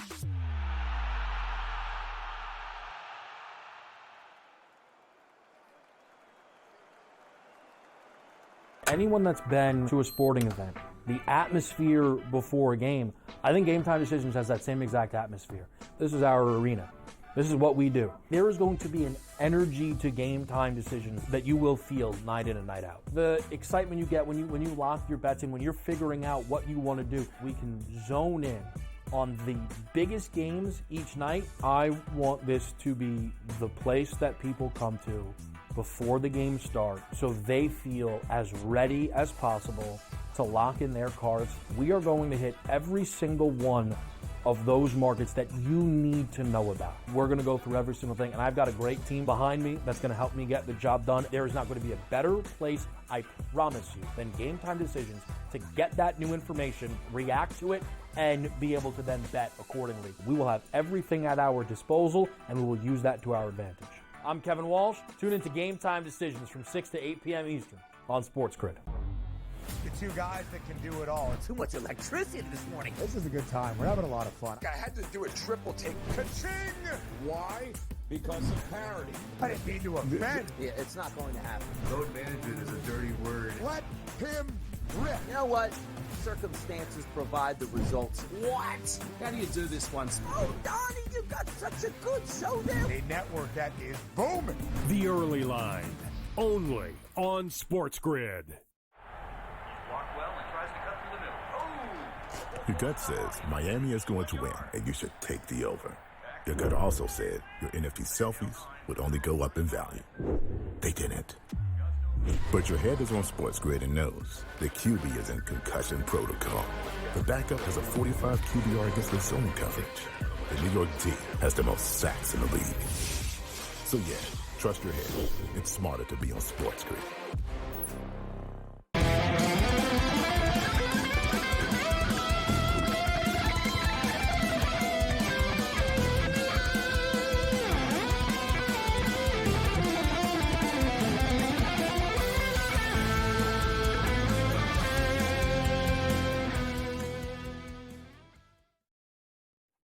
We roll in the Monday Night Meltdown. This is SportsRage. I'm Morency, SportsGrid Radio and Television Network, Sirius XM Channel 159. Kansas are leading Colorado 14-4. They're not playing around right now. Houston just hit a big-time three as Texas Tech cut the lead to 3. And looked like he just got fouled, but they didn't call it. These refs aren't calling anything right now. Houston are up 65-59 on Texas Tech, and I don't know what the hell Texas Tech are doing not fouling them. They literally just let 10 seconds get off the clock, although I think the ref could have called it. But now Houston are about to ice this. The total is sort of close right now, but it looks like it's going to fall short when it's all said and done. Basically, they'll take the free throws here, and then we'll see what happens if Texas Tech hit a three or not. But if they don't, then it's game, set, match. And we're also losing the Charlotte bet right now, 65-45 for the Sacramento Kings. They're up by 20 on the Hornets. NHL hockey, 1-0 for the LA Kings. We are on the Kings. 1-0 for the Kings over the Vegas Golden Knights right now, minus 210. Vegas are plus 165. In-game total is 5.5. I think we got George Kurtz ready to step up and in. Captain Chalk in the house, who got a late win with the Winnipeg Jets, I think, tonight. Did you, George? Yes, he did. I called it live on the air. Yes, you did. Come on, that was easy. That was easy, of course. Morrissey scores with 25 seconds left. As soon as he scored, I'm like, all right, got the win. All right, yeah, you knew they'd win in overtime. So Morrissey and Scheifele, Settle down, George. Nothing could have lost in a shootout or overtime. Nah, they were going to win once they. It was inevitable. I counted. That was a green check mark, baby. Okay. I love you, George. Yeah, I think it was kind of 67-59 right now for the Houston Cougars. Texas Tech just got fouled taking a three, so they got three free throws coming up. But they're in trouble late. Sampson's not happy with that foul with his players. He's really losing it right now. And 16-6 for Kansas. So what did you parlay with, though, George? Because they were such big favorites tonight. And how about this? The Winnipeg Jets were plus 600, Kurtz, right before they scored. That's what it was with like 2 minutes left. Yeah, I didn't take that. I had company over the house. I really couldn't play any in-game here. I didn't touch the game itself here between the Kings and the Golden Knights, only because the Golden Knights, they don't score a lot of goals here. So, therefore, the parlay is the under. Give me the under in the Kings Golden Knights here. So, I want to see them get out of this period without Vegas scoring a power play goal here. Yeah, it's still 5.5 right now. I was thinking about the in-game under myself. And they just got out of the period, actually. It's still 5.5. It's minus 165. Yeah, it's a lot of juice, but that's the play. Vegas can't score of late. They're winning games, but they're not scoring goals of late. And the Kings generally don't score either. So I kind of thought that was a... They have played to the over the last two times they played. I brought it up earlier. They have played to the over the last two times they played, but you're right. Vegas have actually been a pretty good under team. You saw what was 3-1 against Vancouver with their first game back, and LA don't want to get into track meets with teams. Sometimes they do, but it's not what they want to do. They're just so good at home, too, like controlling the tempo and the pace of hockey games. 18-3. They've only lost 3 games in regulation on home ice this year. That's unbelievable. Think about it. Like, we're almost in March right now. They've only lost 3 times in regulation on home ice, the LA Kings. That's fantastic. That is really fantastic. The Kings are a good – they're the same team they are every year, aren't they? They're a good, solid team, but probably not really good enough to – they can win a round. They can beat anybody in a round, but are you going to beat Edmonton, Vegas, and Winnipeg? They're not good enough to do all that. And by the way, now that Shea Theodore got hurt in the Four Nations, right, aren't we just waiting for him to go on long-term IR so that Vegas can make another addition here and everybody can bitch about it forever? How can they acquire this guy and be $8 million over the cap because of that? Waiting for maybe some other teams should try the old Tampa Bay Vegas 2-step trick. They do it every year. Why are people watching it happen? Put these guys on and do it yourself. Then, if the rules say do it, Gabe, do it. They're the only teams that capitalize on it. Get with it. They'll spend money, right? Because other teams, Kurtz just nailed it. Other teams will somewhat complain about it. Point blank, they could do it, but they're going over their budget. You know what I mean? They're bringing in another player. They're spending more money. So other teams don't want to spend more money. Like you said, like at least Vegas, the owner's Foley's like, yeah, let's make ourselves better. If we can make ourselves better, it's within the rules. And the thing is, he is hurt, right? It is what it is. You know what it was? The guy on the Tampa Bay Lightning. Tampa hired the guy that was came up with all those rules. All right. And Vegas hired him away. Vegas, they actually have the guys that worked at the NHL office and invented all these sort of loopholes. And it's just smart business though. Right. I mean, if you're an NHL team, you should also have a capologist, a lawyer that understands these contracts and understands loopholes in these contracts. Look at the LA Dodgers with the deferred stuff, right? Everyone freaked out. It's well, You're allowed to do it. You could do it yourself as well, right? I mean, it's all within the rules, Kurtz. I don't have a problem with Vegas doing it. No, me either. Listen, I'd rather a team try than just, we're done. So many teams don't even care, right? The owners don't care. They just want to make a profit. I don't like the faking the injury stuff, though. That's where it gets gray area. Yes. Right? That's the whole, thing. And how can we tell? With suspensions as well, by the way, when someone gets hurt, I'm a big believer when someone gets hurt on a dirty play, that the player who did it should be out as long as the player's out for, but you need an independent doctor. And same thing for this. For someone that's going on long-term IR, that allows us to get an independent doctor. Oh, this guy is out 8 to 12 weeks. This is the injury here. And I'm fine with that. If an independent doctor, not the team doctor, says, hey, yes, he's got a fractured ankle, he's out 8 to 12 weeks, then, hey, they're fine. What do you want me to do? He's hurt. He's legitimately hurt. Anybody really think Theodore's faking this? He missed the Four Nations Cup. Exactly. He didn't want to go there and then not play. You know what I'm saying? Yeah. 69-61. The game stays under because Texas Tech just missed they missed a 3 at the buzzer. If that goes in, the game goes over. It gets to the 133. But Houston Cougars survive again. This is what they do. 69-61. They just won at least a share of the Big 12 title. They're going to end up winning the Big 12 title when it's all said and done.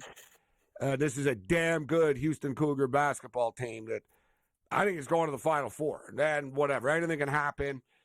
They don't call it March Madness for nothing, so it's not like every SEC team is going to be in the Final Four. The Monday Night Meltdown continues.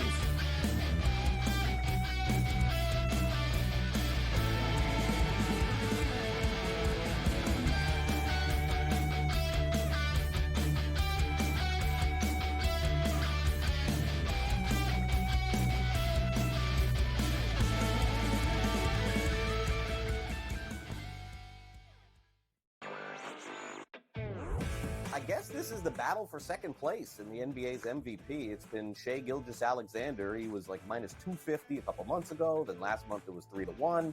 He's now up to minus 440 here. Voter fatigue is a real thing, but there is a chance for him to maybe go on a hot tear, go on a stretch that maybe opens the conversation back up a little bit. I wouldn't say Shai's completely out of the woods just yet. Newswire, only on SportsGrid. Watch playoff games. The playoffs are all that matter. The league's got an issue. They just don't want to admit it. They brag about how huge they are, how global they are. Ratings are through the roof. Profits are through the roof. I mean, between the NBA and NHL lying about their ratings and the money they make, I'm sick and tired of it. Pharrell, Coast to Coast, only on SportsGrid.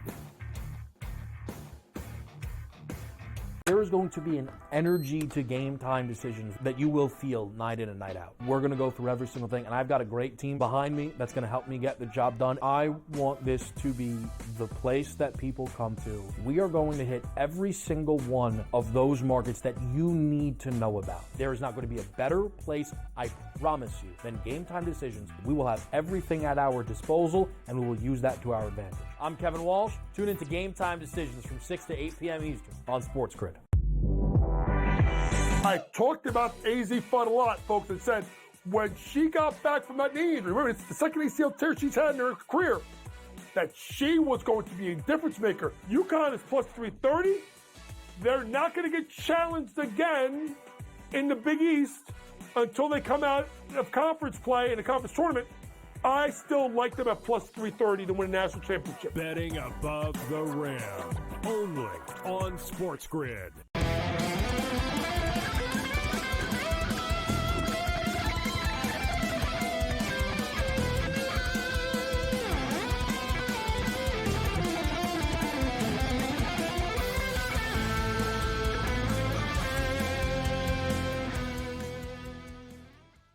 The Monday Night Meltdown continues.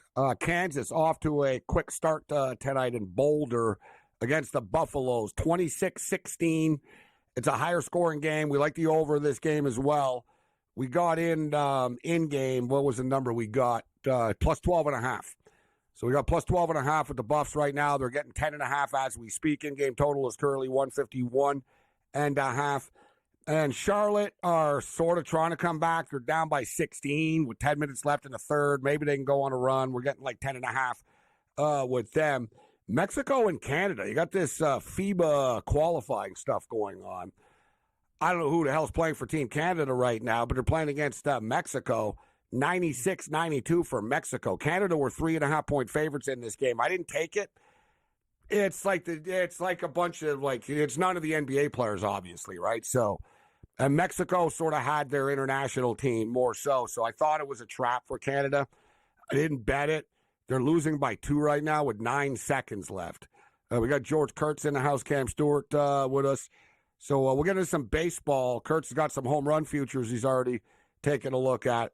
We'll get back to the hockey, actually. Well, Kurtz, I saw Steinbrenner. He really doesn't make it easy on himself, does it, bro? When he basically said, we don't need to spend money. Why? Spending money's not going to help us win, right? And I sort of got it, like in a sense of, it's about getting good players and stuff like that. But you're the owner of the New York Yankees. People are already suspect of you and stuff. And then you roll it out. And then now you lift this facial hair thing. And, Michael Kay says, it's a seismic shift in baseball that this happened. I'm like, well, it should have happened like 30 years ago. And I don't think it's really going to change anything, to be honest with you, right? I mean, like, this is your big – it's almost getting Jerry Jones-ish right now. Yeah. Like, this is our big off-season move. Yeah, we gave up the facial hair. That's a great comparison. Like, yeah, and why would you even implement a rule like that when you can lose a player because of what? Facial hair? It's just stupid. You're right. Like, come on, guys. You're 4 decades too late, baby. Good call.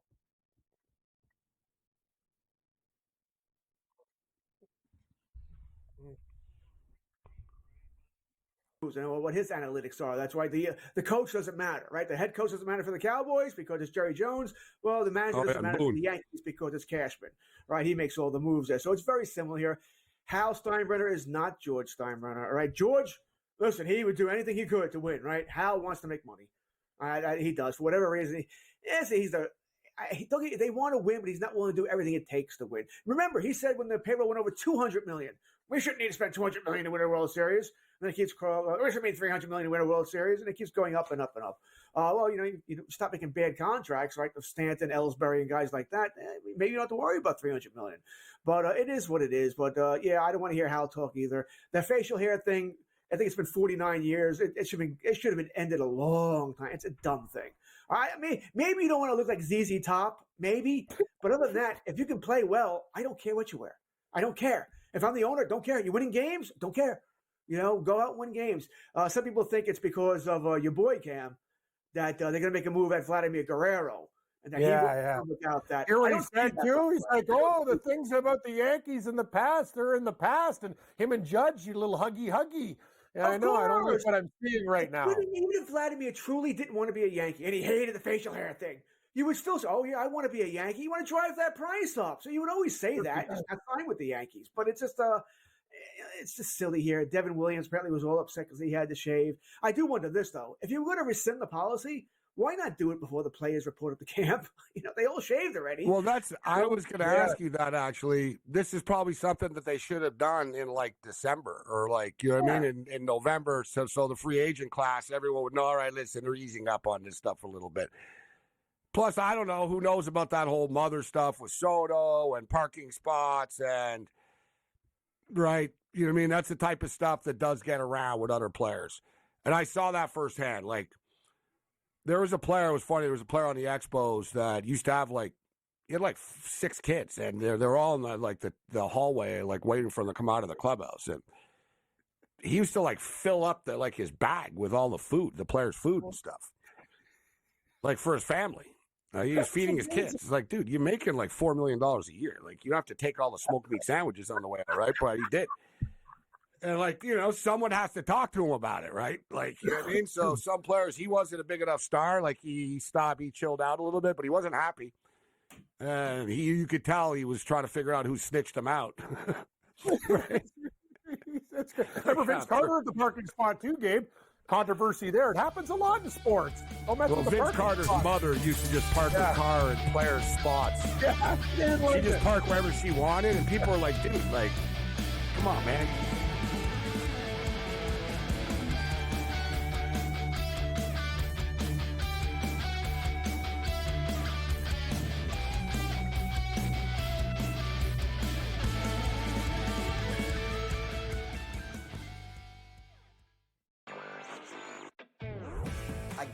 the battle for second place in the NBA's MVP. It's been Shai Gilgeous-Alexander. He was like minus 250 a couple months ago. Then last month it was 3-1.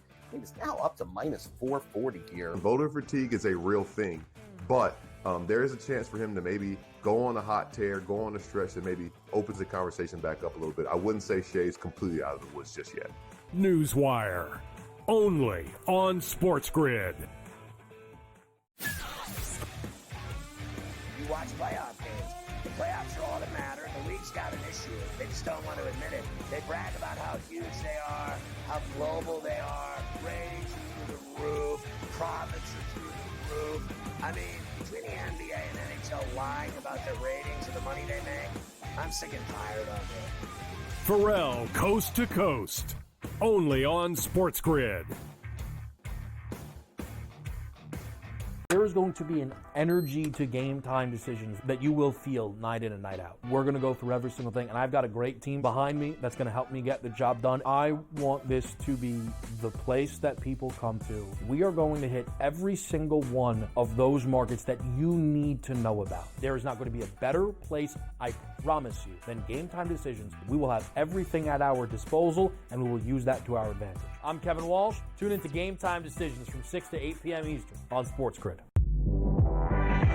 I talked about AZ Fudd a lot, folks, and said when she got back from that knee injury, remember, it's the second ACL tear she's had in her career, that she was going to be a difference maker. UConn is plus 330. They're not going to get challenged again in the Big East until they come out of conference play in the conference tournament. I still like them at plus 330 to win a national championship. Betting above the rim, only on SportsGrid.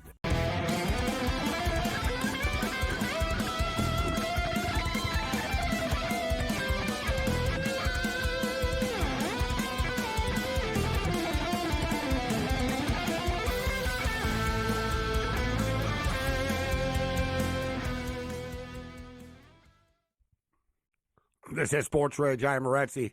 The Colorado Buffaloes going a little bit of a run right now. They've cut the lead to 6. They were getting punched in the mouth early. It's 26-20 right now. They're still getting 10.5. In-game total is 152.5.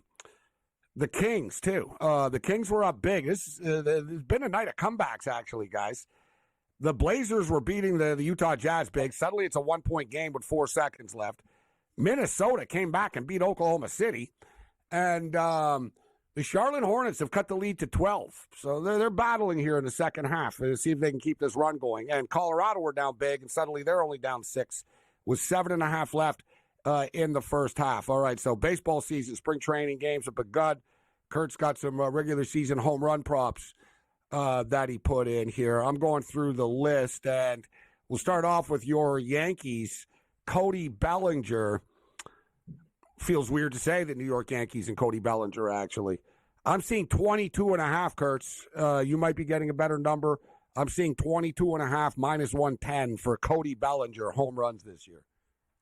Yeah, I got 20.5, but I took this about 2 weeks ago, I would say. So the number's gone up here. I just don't see how he doesn't hit, even 23, by the way. How does he hit this if he gets hurt? He plays 150 games, Yankee Stadium. Now, granted, he swings. I mean, he's never getting cheated, so his home runs generally a longer variety here, but still Yankee Stadium here. He better get this. I'll tell you, you're a Yankee fan. He doesn't get 23. Yankees don't look like they don't have Stanton anytime soon. They don't have a third baseman here. He's going to be the protection for Judge. If he can't get 23, things may not be going well in the Bronx. I'm seeing a projection for him for 20 home runs and 76 RBIs. Which I think is a little light as well.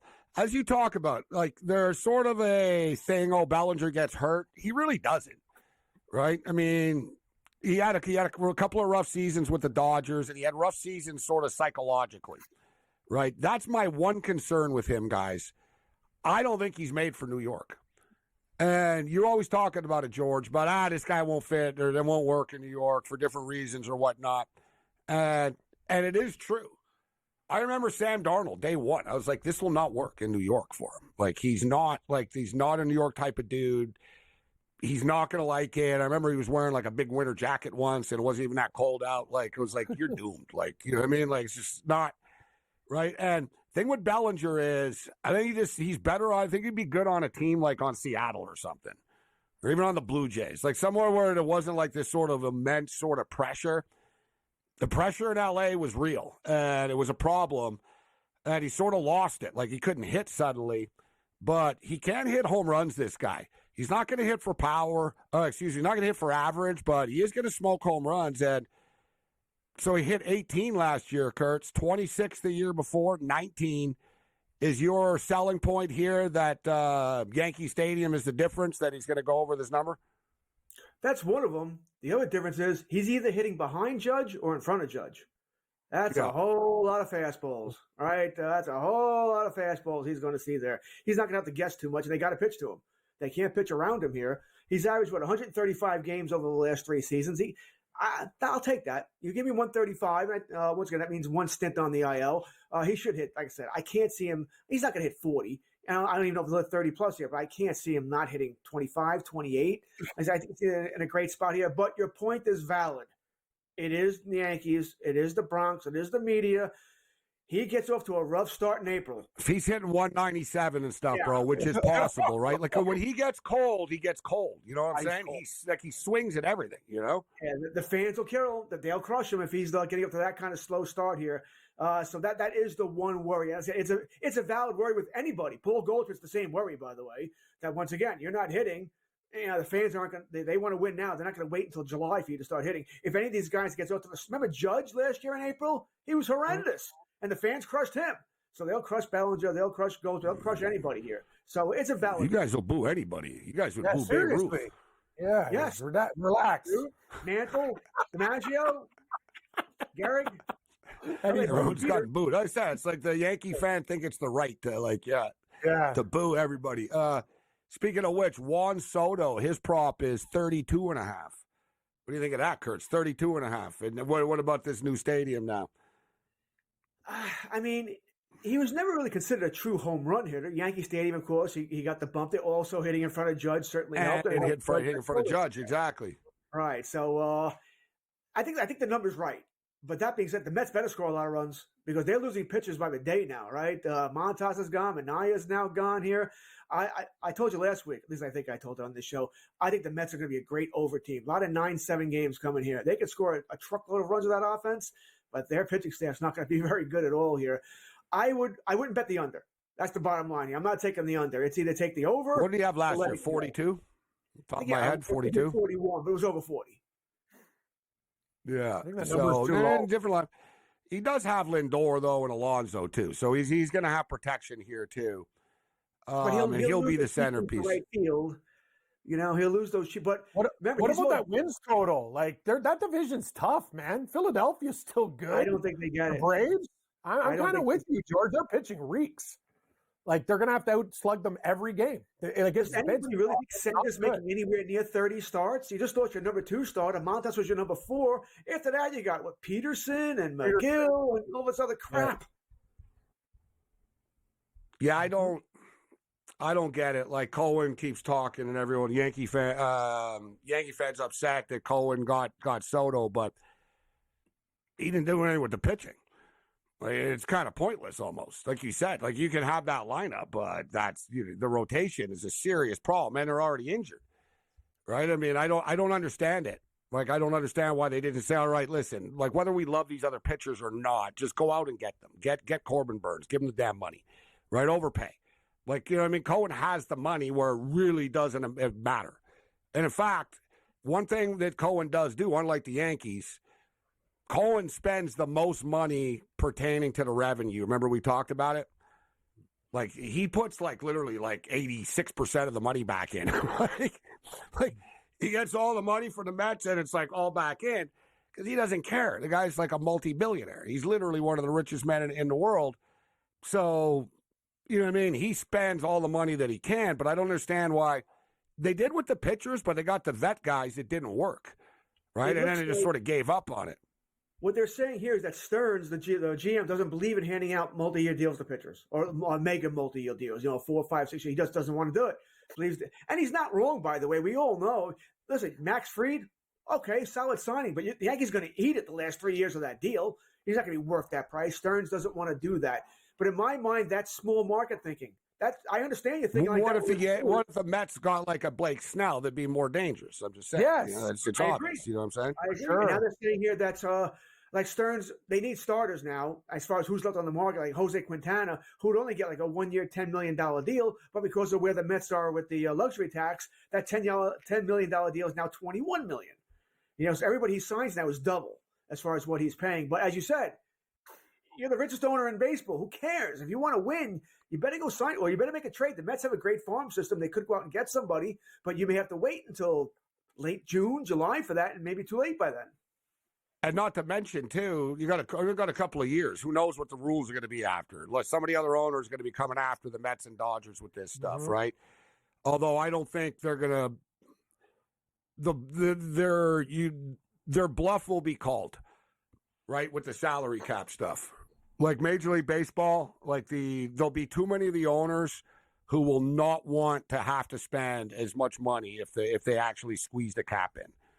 Right? They said, all right, but you got to spend $175 million then. Right? Like they're not going to go for it. They'll be like, all right, you know. And the whole thing is, too, there isn't a big money problem in baseball right now. Like I've gone over it a million times as far as teams just don't want to spend money, but players aren't even making that much money. Like Soto and Ohtani got money, okay. Whatever, dude. Teoscar Hernandez is a great player. He was available for over a month. He spoke with all these teams. He ended up going back to L.A. for $23 million a year. No one blew him out. No one blew him away with an offer.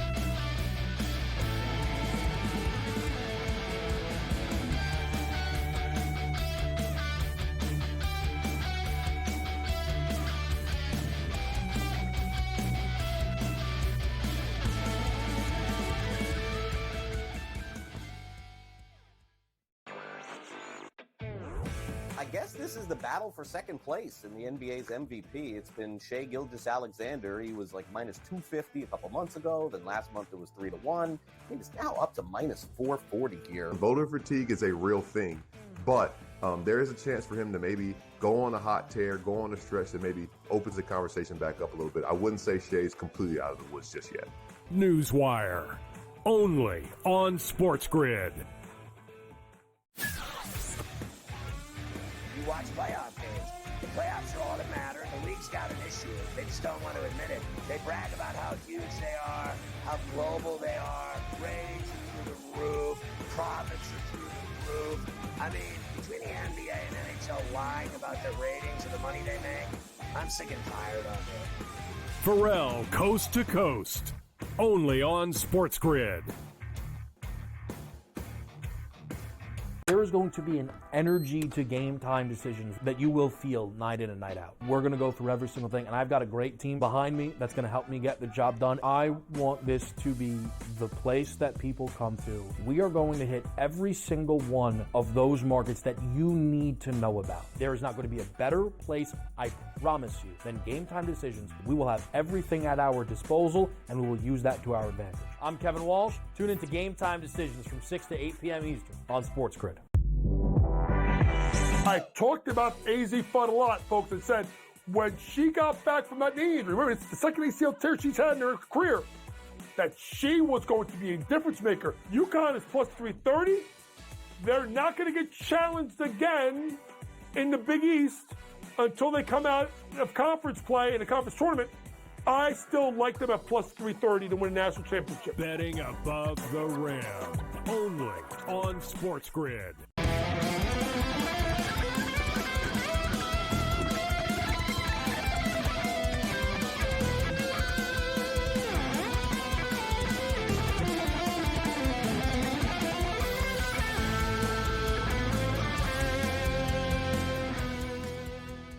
This is SportsRage. The Monday Night Meltdown continues.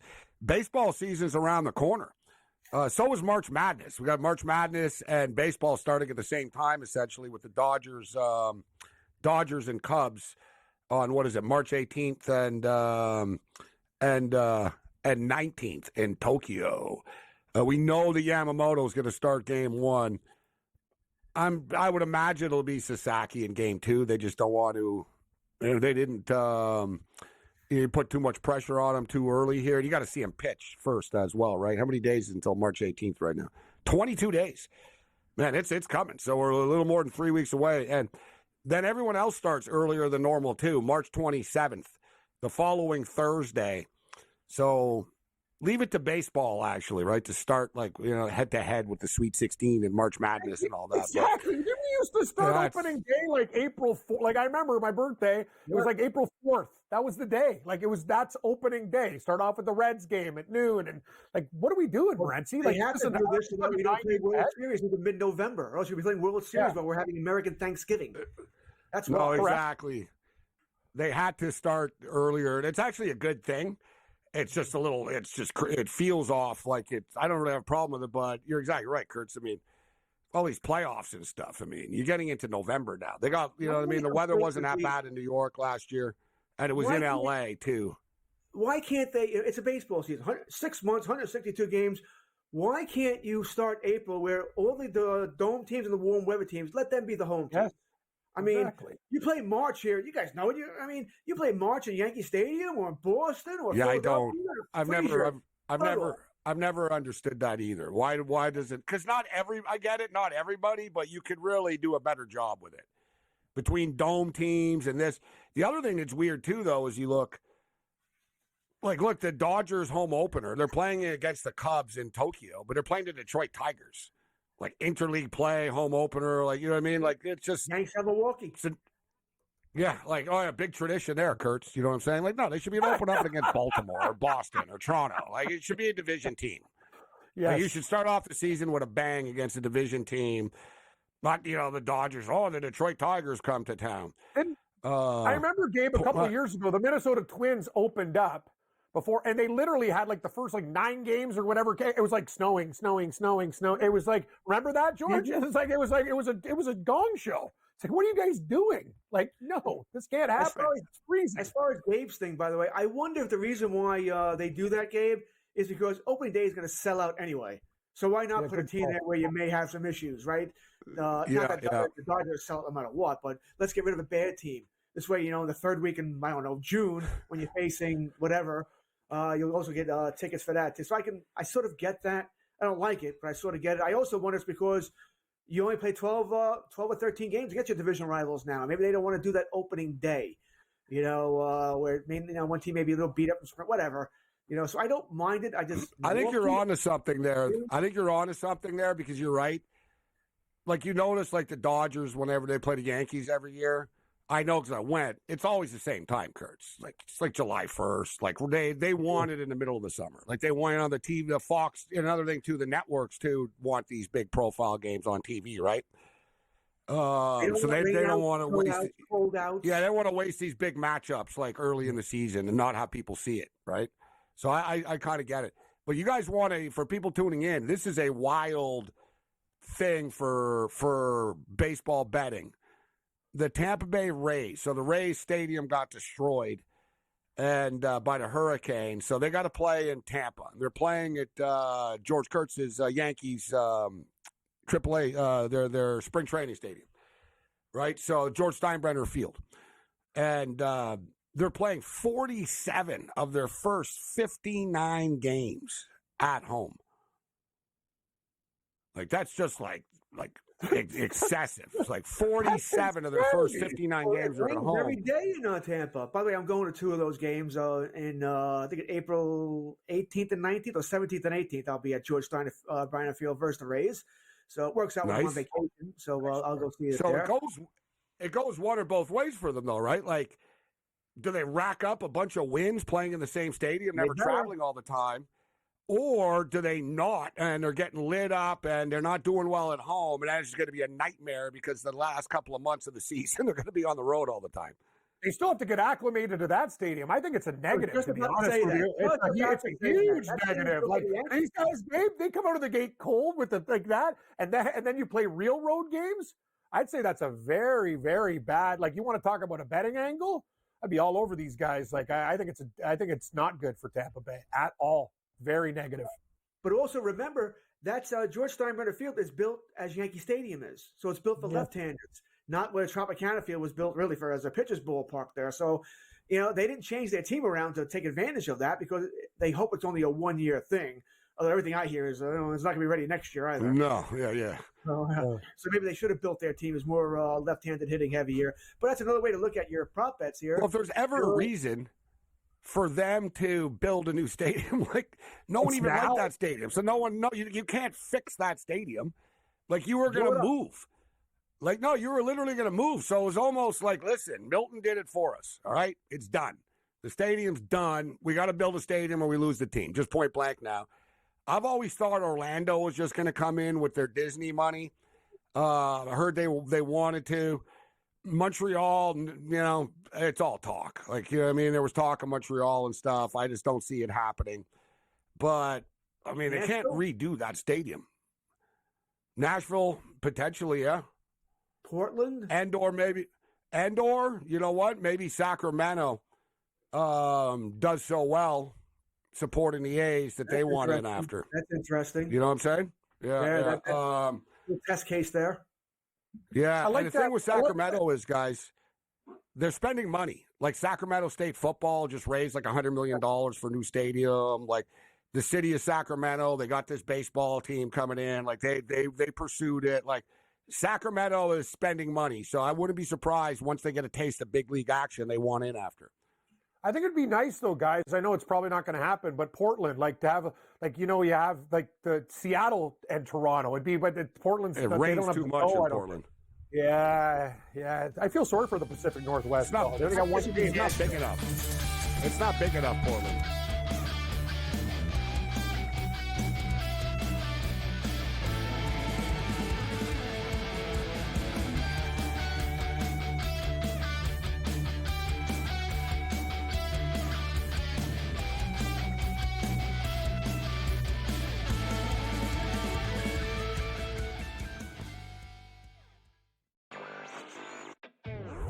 I guess this is the battle for second place in the NBA's MVP. It's been Shai Gilgeous-Alexander. He was like minus 250 a couple months ago. Then last month it was 3-1. He's now up to minus 440 here. Voter fatigue is a real thing, but there is a chance for him to maybe go on a hot tear, go on a stretch that maybe opens the conversation back up a little bit. I wouldn't say Shai's completely out of the woods just yet. Newswire, only on SportsGrid. You watch playoff games. The playoffs are all that matter. The league's got an issue. They just don't want to admit it. They brag about how huge they are, how global they are. Ratings are through the roof. Profits are through the roof. I mean, between the NBA and NHL lying about their ratings and the money they make, I'm sick and tired of it. Pharrell, Coast to Coast, only on SportsGrid. There is going to be an energy to game time decisions that you will feel night in and night out. We're going to go through every single thing, and I've got a great team behind me that's going to help me get the job done. I want this to be the place that people come to. We are going to hit every single one of those markets that you need to know about. There is not going to be a better place, I promise you, than Game Time Decisions. We will have everything at our disposal, and we will use that to our advantage. I'm Kevin Walsh. Tune into Game Time Decisions from 6 to 8 p.m. Eastern on SportsGrid. I talked about AZ Fun a lot, folks, and said when she got back from that knee injury, remember, it's the second ACL tear she's had in her career, that she was going to be a difference maker. UConn is plus 330. They're not going to get challenged again in the Big East until they come out of conference play in a conference tournament. I still like them at plus 330 to win a national championship. Betting above the rim, only on SportsGrid.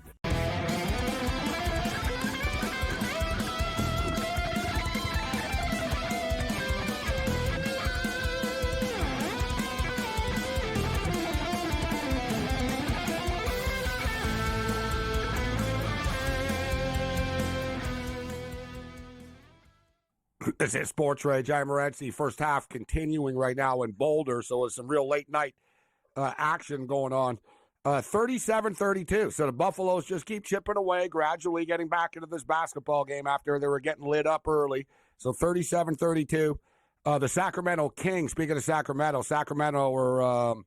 are winning 91-74, and I actually like the A's this year. I talked about this last month when the win totals came out. It was, let's check in. It was like 70.5, 71.5. Let me check and see what it is currently. I like this A's team. We went over their roster. They have a ton of young talent. They came on at in the second half. They can hit the baseball, this team, right? And speaking of overs, there's going to be like there's going to be a lot of overs in Sacramento. The ball is going to travel there. And I talked about this like last year when they announced this. It was San Francisco Giants. I think it was the San Francisco Giant players. I think it was Sacramento was their team. And they were saying, like, man, every game was like 14-10 and stuff like that. Like, it's a home run. It's going to be a home run fest out there. So that sort of nullifies things a little bit. You know, it could be a little bit chaotic and not always the home team. Doesn't always work out for them. But I like this A's team this year. The only thing is, I kind of like everyone in this division, to be honest. It's a bad division, but I like those win totals. Yeah, the A's are 71.5. Right now. I'm in the extreme minority and believing the Angels can also win. What's the Angels total right now? It was the same thing. It was like 70.5 and stuff. 72, eh? Okay, let me see if I can get a better number here. So, yeah, I got a 71.5 at minus 130. All right. They can't all win. Can anyone name 3 of the Angels' starting pitchers? Hell, how about 2? Kikuchi. By the way, Kikuchi. I can name him. Who else they got? We went over this the other day. Are they going to take any guy from their bullpen and throw him in there, like Bedrosian or one of those guys? Oh, like yeah, George, yeah, it's tough. I'm not looking yet. No, I haven't looked it up yet, Pierre, but like they signed Tyler Anderson off the top of my head. Remember we talked about that, Kurtz? Tyler Anderson. Yeah, Tyler Anderson, yes. There's one other guy that you'd have to remember, but he's been a starting pitcher in baseball forever. Kyle Hendricks. He sucks. And then you got Soriano in the name. Kachanowicz? Jack Kowalski. Come on. No, this team, no. Got a and problem. Trout's not playing 160 games, 130. What? Who? Got a problem. And they did bring in Soler as well. So you got Soler DH. But, you know, they lost Anthony Rendon. What a shame. He's always never there, so. He's hurt. Kenley Jansen. They signed Kenley Jansen, too. Wow. Other than fantasy, I'm not going to care about Kenley Jansen all that much. But I don't know. I think they're a bad team. They got some nice youngsters here. Well, can they get to 70? You know, they got to get to 72, though, right? So you're saying you don't think they can get to 72? No. I think they're not White Sox bad, but they're bad. They won like 69 last year, didn't they? Let me see. What did the Angels win last year? They were pretty close to this. 2024. With the injury, what were they last year? They were 63. That's so I need a 9-game improvement. A 9-game? That's a lot of games. Better. Texas is better. Houston's worse. Yeah. Seattle's about the same. The play is Baltimore under 88.5. Agreed. That's where I'm leaving this show and I'm hitting it again. Sorry, Orioles. No way. I can live with that. Absolutely. With all that young talent, how do you not have a pitching staff? And you let Corbin Burns go? I mean, and it's a new owner. It's not even Angelo. You still got to play against Boston, the Yankees, the Jays, and the Rays. It's not easy, man. And they're way worse. That's what I don't understand is, remember, Angelos, they were so happy when Angelos is gone, and then the team gets good, and then the new owner comes in, and it's like even cheaper than Angelos. He's like, oh, yeah, no, we're not keeping these players. Exactly. Yeah, and Angelo's got so much money from Washington, too, when Washington moved there. He made them, like, go on his network and stuff. Like, they're all smart businessmen, these owners, but, like, they don't care about winning. Right, and then they blame the Mets and Dodgers after. Oh, it's not fair. It's like, dude, whatever, bro. You're rich. You just don't want to spend the money on the team. All right, great stuff with Kurtz. Thanks to all of our guests. We'll see you on the Twisted Tuesday. Other than that, you're on your own.